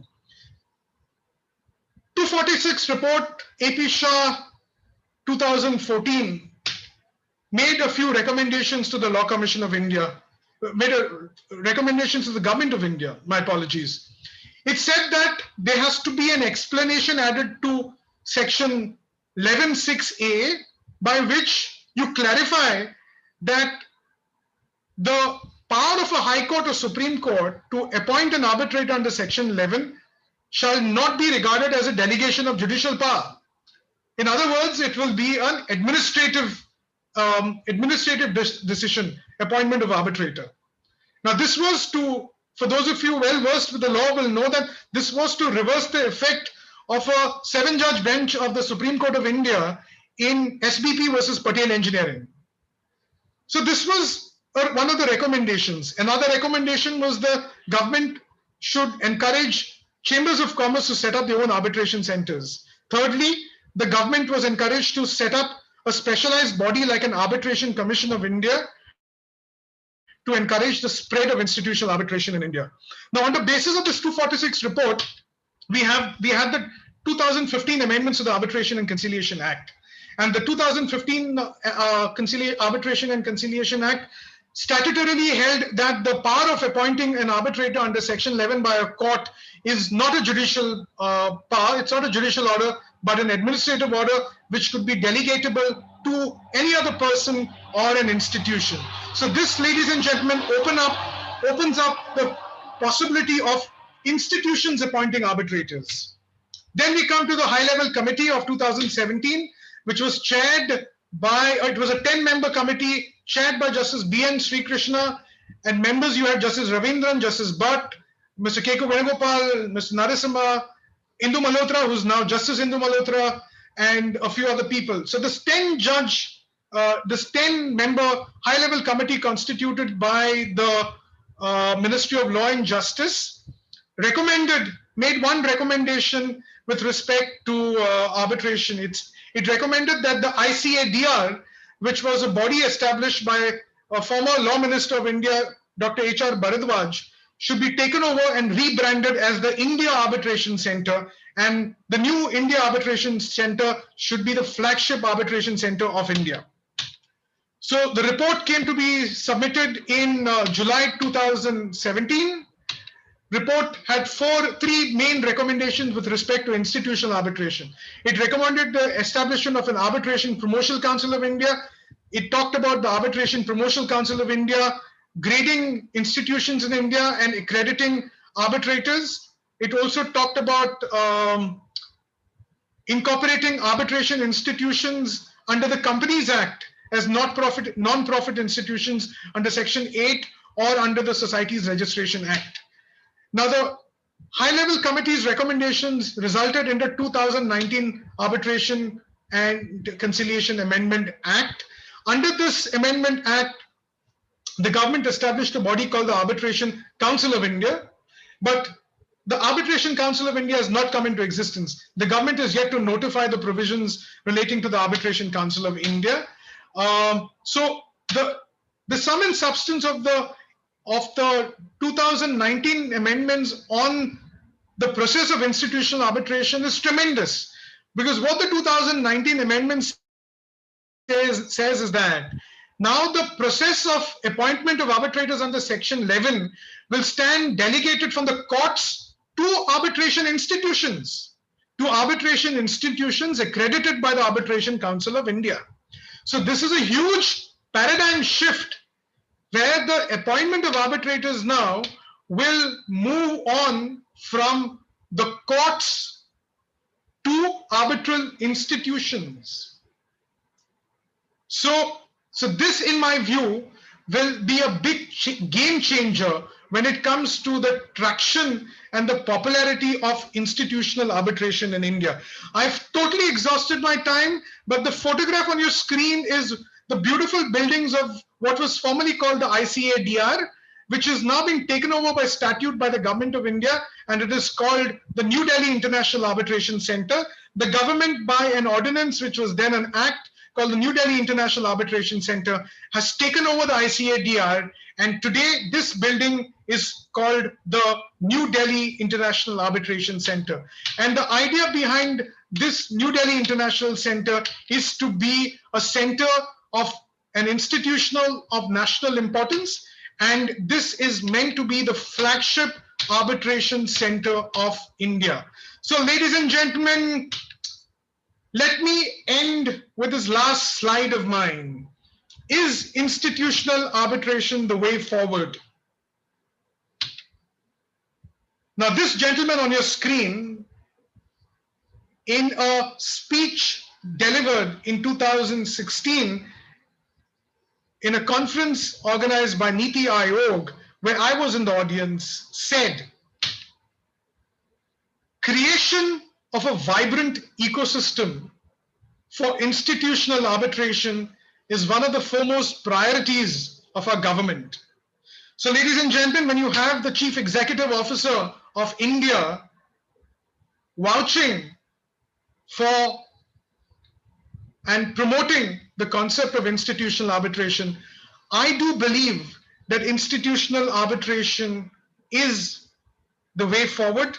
And given the backing of the judiciary, given the backing of the government, I believe institutional arbitration has a bright future in India. So on that note, thank you once again to all the attendees and to Law Joint for your kind invitation. Thank you so much, Ajay, sir, for sharing with us in such detail the role of institutional arbitration in India presently and what we are looking forward to in future as institutional arbitration centers in India. Definitely, it will help us and in assisting the disputes which are settled by the courts and improve the dispute settlement system in India. Lots of questions had come up from the participants. Many of them have been already answered in detail by Aruneshwar sir, by Ajay sir, both of you. But we still have a few questions. One of the questions is, this question is for Aruneshwar sir, that the concept of private mediation has not picked up well in India, when mostly the mediation is court attached. So what steps can be taken to promote private mediation in India of commercial disputes as well the other disputes?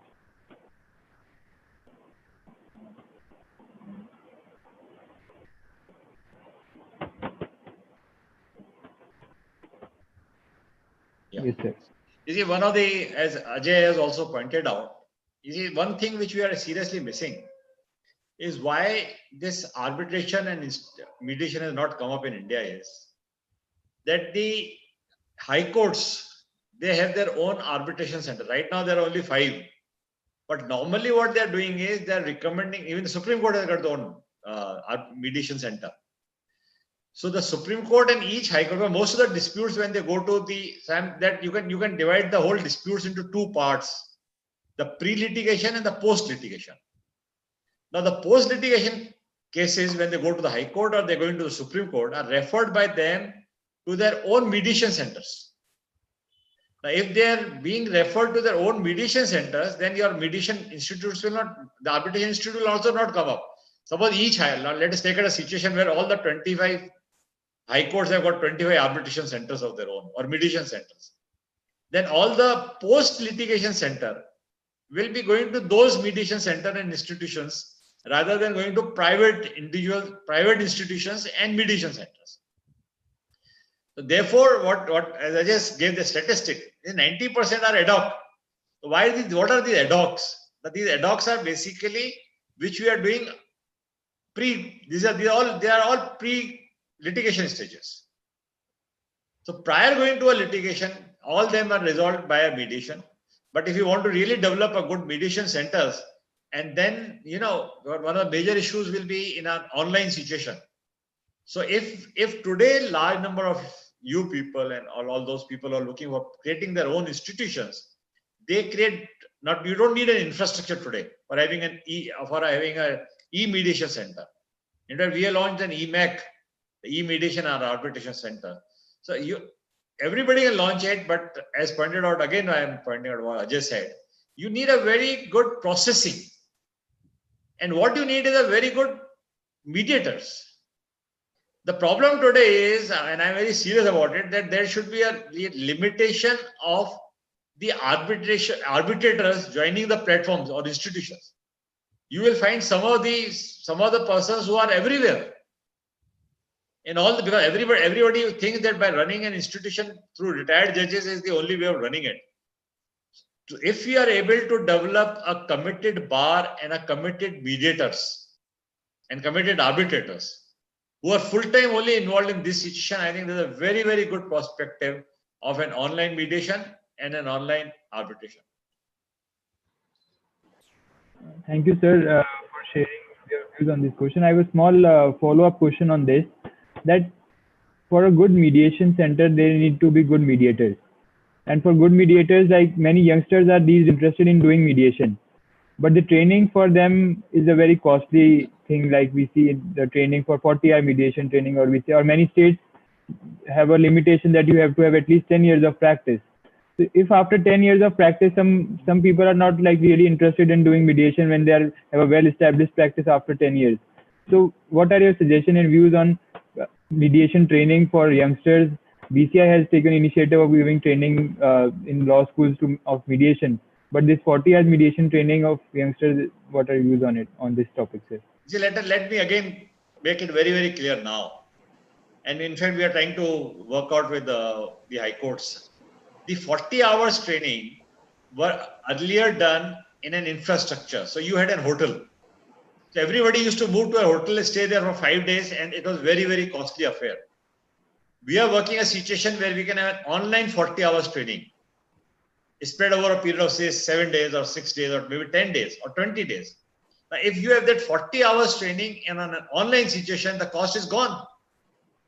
So far as the first question is concerned, there's no cost involved. So there may be very minimal cost. Maybe that is exactly what I'm thinking of starting a course for a mediations for something like 1,500 rupees or 2,000 rupees or 5,000 rupees or maximum. So, and there are a large number of mediators, professional mediators appointed by Supreme Court. Because Supreme Court today, Justice Kaul and Justice Nariman and Justice Indu Malhotra, they are heading it. And we are trying to work out a situation where these people can guide, where the mediation trainings can be given online. So once that is done, the cost goes down. Secondly, on the 10 years issue is, and I'm very, it's very interesting. There you need a set of maturity. You see, mediation is not a joke. It is not, and ultimately, a lot of things comes by experience. As I said in my presentation, you have to know how your client does his business. Now, let me tell you about matrimonial disputes. Now, we have matrimonial disputes. Now, we have got a lot of junior youngsters coming and we get them, one of the major issues is give them drafting for the matrimonial matters. But they are not emotionally mature people. You see, what you need is emotionally, business-mindedly mature people who can deal with those issues. Now, if you are, suppose you are doing an IT industry mediation or you are doing a construction industry mediations, and you have no experience of construction, or you don't have experience of construction disputes. So it is very easy said that, look, I can become a professional mediator. But for becoming a professional mediator, you have to have a very deep understanding of a multidimensional human relationships. You see, in all cases of matrimonial, they see the issue of human relationships. And there's a lack of communication. So if you are not yourself mature enough to deal with situations, the training is not enough. You say training again, like when you come out of a law college, you become a law graduate, but you're still not ready to be a lawyer. Let me tell you frankly, I found very difficult, extremely difficulty to get a good junior who can draft up, let me tell you, an application for continuation of delay. So you don't equip, you see, the students are still, the law colleges don't equip you with perfect sense of draftings. And there's a major, so there's no practical experience in let's say, I'm saying of drafting itself. So it's easier that, look, I can be a professional mediator and I can make some money about it. Ultimately, we are all into the service industry. But end of the day, what are you trying to do? You are trying to come to truth and provide justice. You see, that is the ultimate, the goal of every lawyer and every judge is to provide truth and justice. To reach to provide justice by deciphering the truth between the parties. And how do you do that? For that, you need a maturity. So the issue is not whether 10 years of practice or 5 years of practice or 30. So there has to be, according to me, and if given a choice, you can have a test to test the maturity of the person who can be a good mediator. So you may find good lawyers at the age of 28 or 25 who can be, or 30 or 35 who can be good mediators. And you may not find a person who is 60, 50 years old and is a mediator. So this training and aptitude, what you need is an aptitude.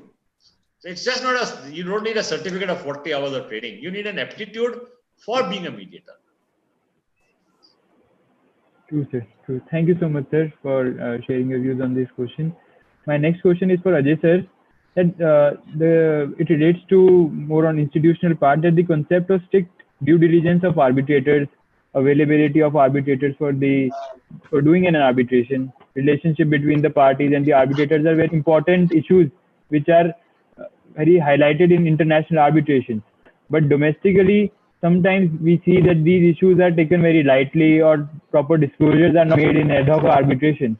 So how can we develop these issues in a more proper manner in domestic arbitration on the lines of international arbitration? Like, firstly, I would say there's been a new beginning which has been made with the 2015 amendments on when you're looking at the concept of independence and impartiality, preserving the integrity of arbitrators in the process. I think a great beginning. I would not say a great beginning. I think a great step has been taken by introducing the fifth and the seventh schedules to the Arbitration Act, which, as you know, contain circumstances by which an arbitrator, has to step down or make a disclosure when it comes to situations and circumstances relating to lack of independence and impartiality. You must remember that prior to 2015, it was my experience in India that arbitrators and also lawyers had a very, very hazy notion of what constitutes conflict of interest. So thanks to the fifth schedule and the seventh schedule introduced by the 2015 amendments, now the general rung of lawyers and arbitrators and judges clearly are aware of what are those circumstances in which there will be a clear-cut case of conflict of interest. So I think a great beginning has been made by the amendments to the 2015 amendments to the Arbitration Act. And I must let you know that to the best of my knowledge, no country in the world, no arbitration statute in the world has provisions analogous to the fifth and seventh schedule. Fifth and seventh schedule to a large extent are based on the International Bar Association guidelines on conflict of interest in arbitrations. And those are only guidelines, ladies and gentlemen. That is only soft law. That's not hard law. That's not statute. So here is a case, I think, where we've gone a step forward by making what is internationally soft law into hard law. So for that, I think credit must be given where it is due to the government and to the legislature for introducing that. And that has made a big difference when it comes to integrity of the arbitrator process. Secondly, the timelines which have been introduced by the 2015 amendments and the 2019 amendments has introduced a great deal of discipline into the process of arbitration. That was not there earlier. Again, 2015-2019 amendments have opened the doors to appointment of arbitrators by institutions and not by the judges.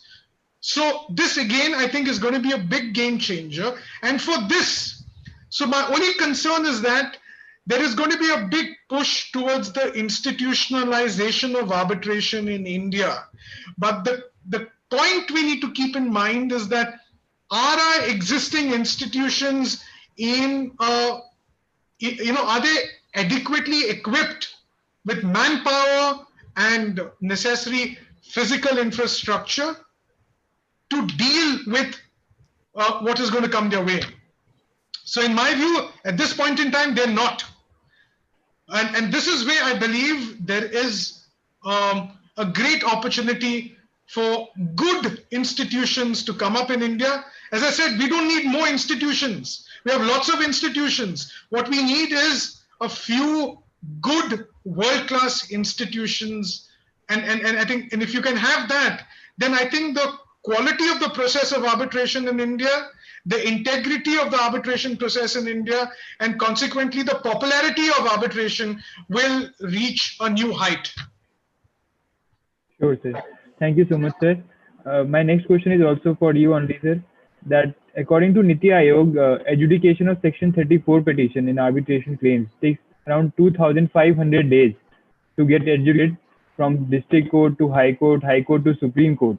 So this is the timeline at how it takes the time. So what steps can be taken to reduce this pendency of disputes like in high courts and Supreme Courts even take a longer years to settle these such petitions in arbitration claims? I think this was something which was existing prior to 2015, Divyanshu. Post 2015 amendments, you have Section 34(6), which has been introduced, which says that, very clearly says that an application under this section shall be disposed of expeditiously and in any event within a period of 1 year from the date on which the notice is served upon the other party. So the statute itself now says that 34 applications to be disposed of within 1 year. Secondly, 34, the incidents, if you see the practice of arbitration in India, prior to the 2015 amendments, there was an automatic stay on the execution of an award the moment you file a Section 34 application. That has been taken away now under the 2014 amendments. If you want to stay on the execution of the award, you have to file a separate application, and an application for stay will be heard separately. And if it is granted, you will have to deposit a certain percentage of the decretal amount in court.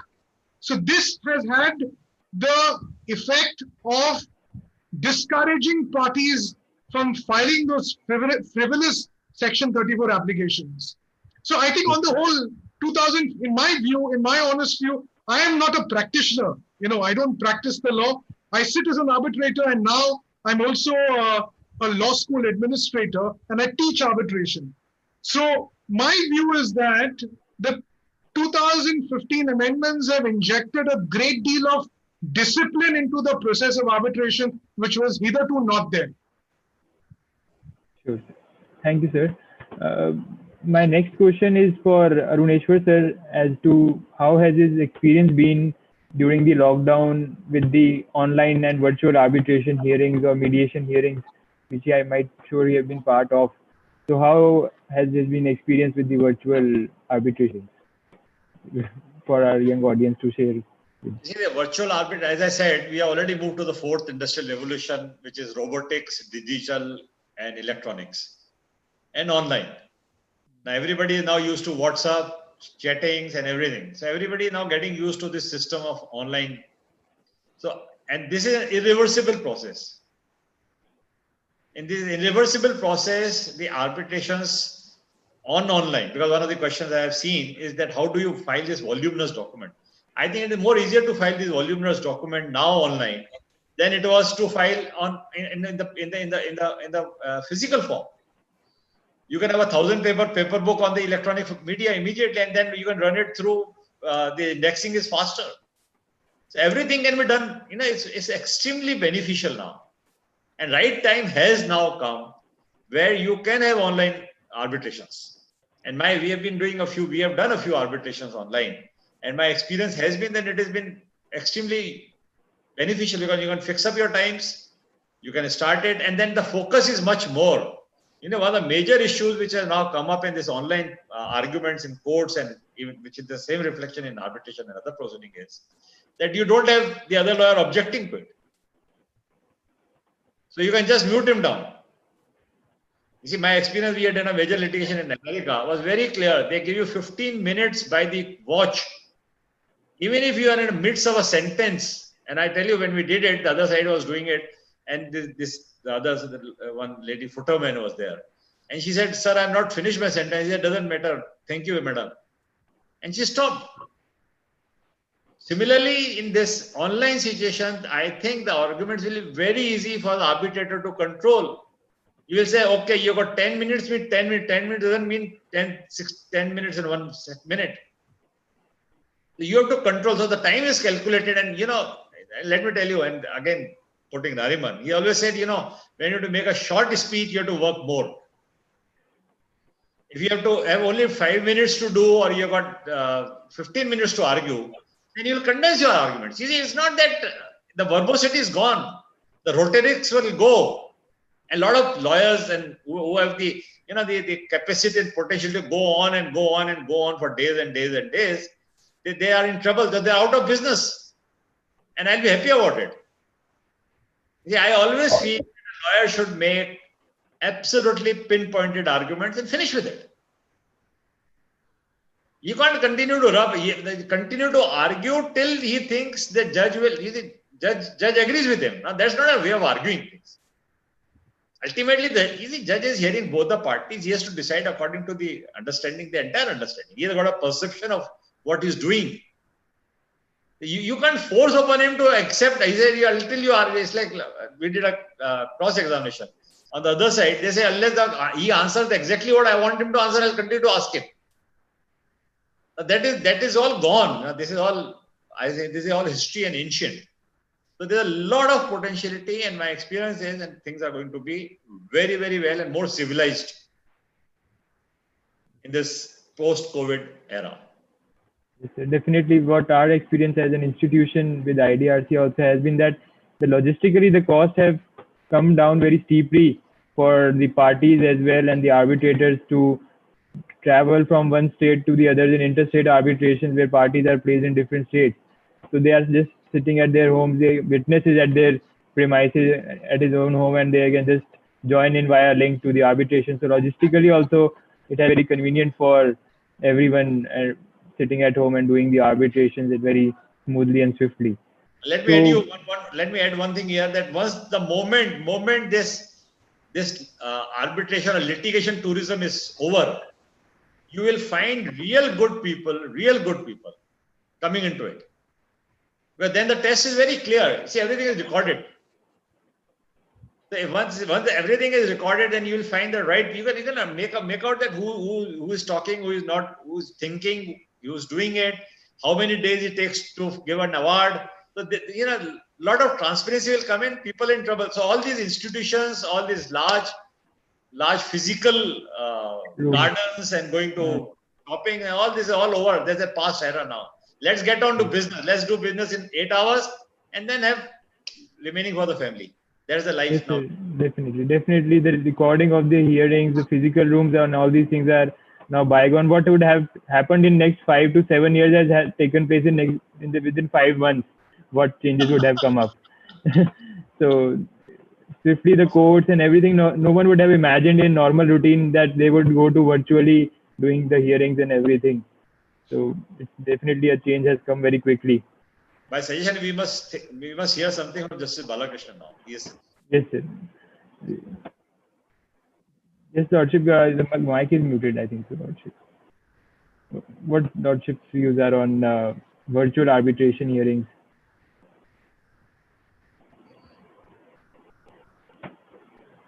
Lordship, there is, I think so, unmute button at the bottom of the iPad, I think so, Lordship is joining the iPad.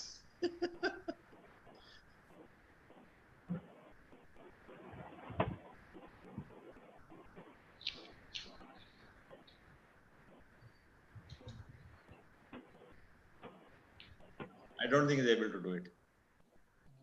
I'm just trying that. Oh, he's saying okay. It's not happening. Just a small question, last wrapping up question to Ajay sir, that there has been a thing that AI in appointment of arbitrators. So what are your views on it? That is a coming up thing. Many institutions have started incorporating artificial intelligence in appointment so that the human interference and bias gets excluded in domestic arbitrations as well in international arbitrations. So what are your views on it? Institutions are taking that way. Well, having worked in a lot of institutions, I must say that at the end of the day, AI and all is good, but when it comes to appointment of arbitrators, I think that human element, the human interface, the human knowledge is extremely important because you cannot be appointing arbitrators on the basis of the ticking off a few boxes. So that human interface, I think, will be there when it comes to the process of appointment of arbitrators. I do not see AI taking over the process of, the role of an arbitrator in arbitration unless there is an amendment to the statute. Can you have artificial intelligence having the status of being an arbitrator? I don't think so. I think it's going to take many years before you see mechanical or a automated arbitrator. So that's my view. I could be proved wrong for all you know it. I'll be delighted if I'm proved wrong, say 5 years down the line or 10 years down the line. You never know. The speed with which the 2019 amendments were introduced to Parliament gives one the hope that these things might move very quickly. Yes, sir. Definitely. Things are really moving quickly since last 5 months But as well. nothing happened thereafter. Yes, sir. Lordship has joined. So Lordship nothing happened thereafter.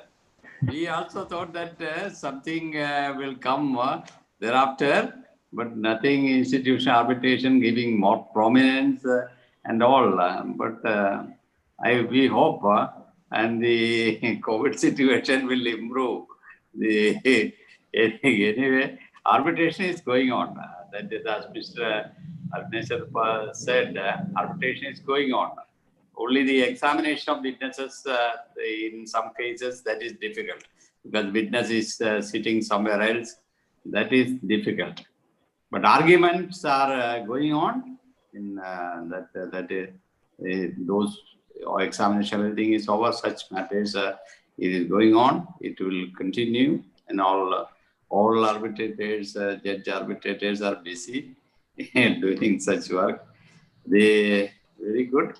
Very nice, very intellectually, very vibrant webinar.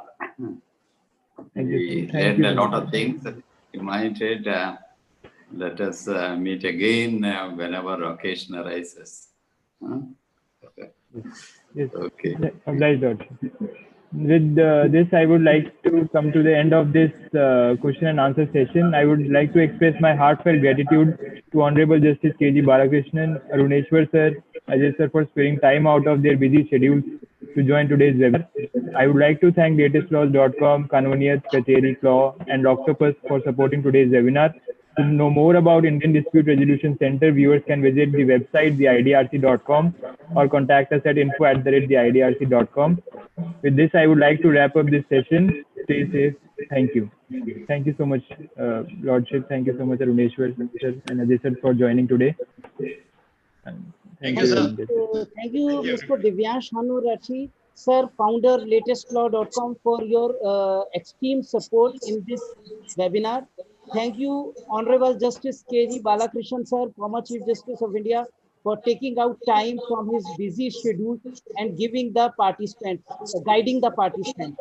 Thank you, Advocate Aruneshwar, sir, for such an enlightening session and discussion, discussing important points in this webinar. I am also thankful to Mr. Ajay Thomas, sir, Director and Faculty of Law, Manav Rachna University, for sharing your views in this webinar and guiding the participants. Thank you, sir. Thank you so much, sir. Thank you for your kind invitation. Thank you, sir.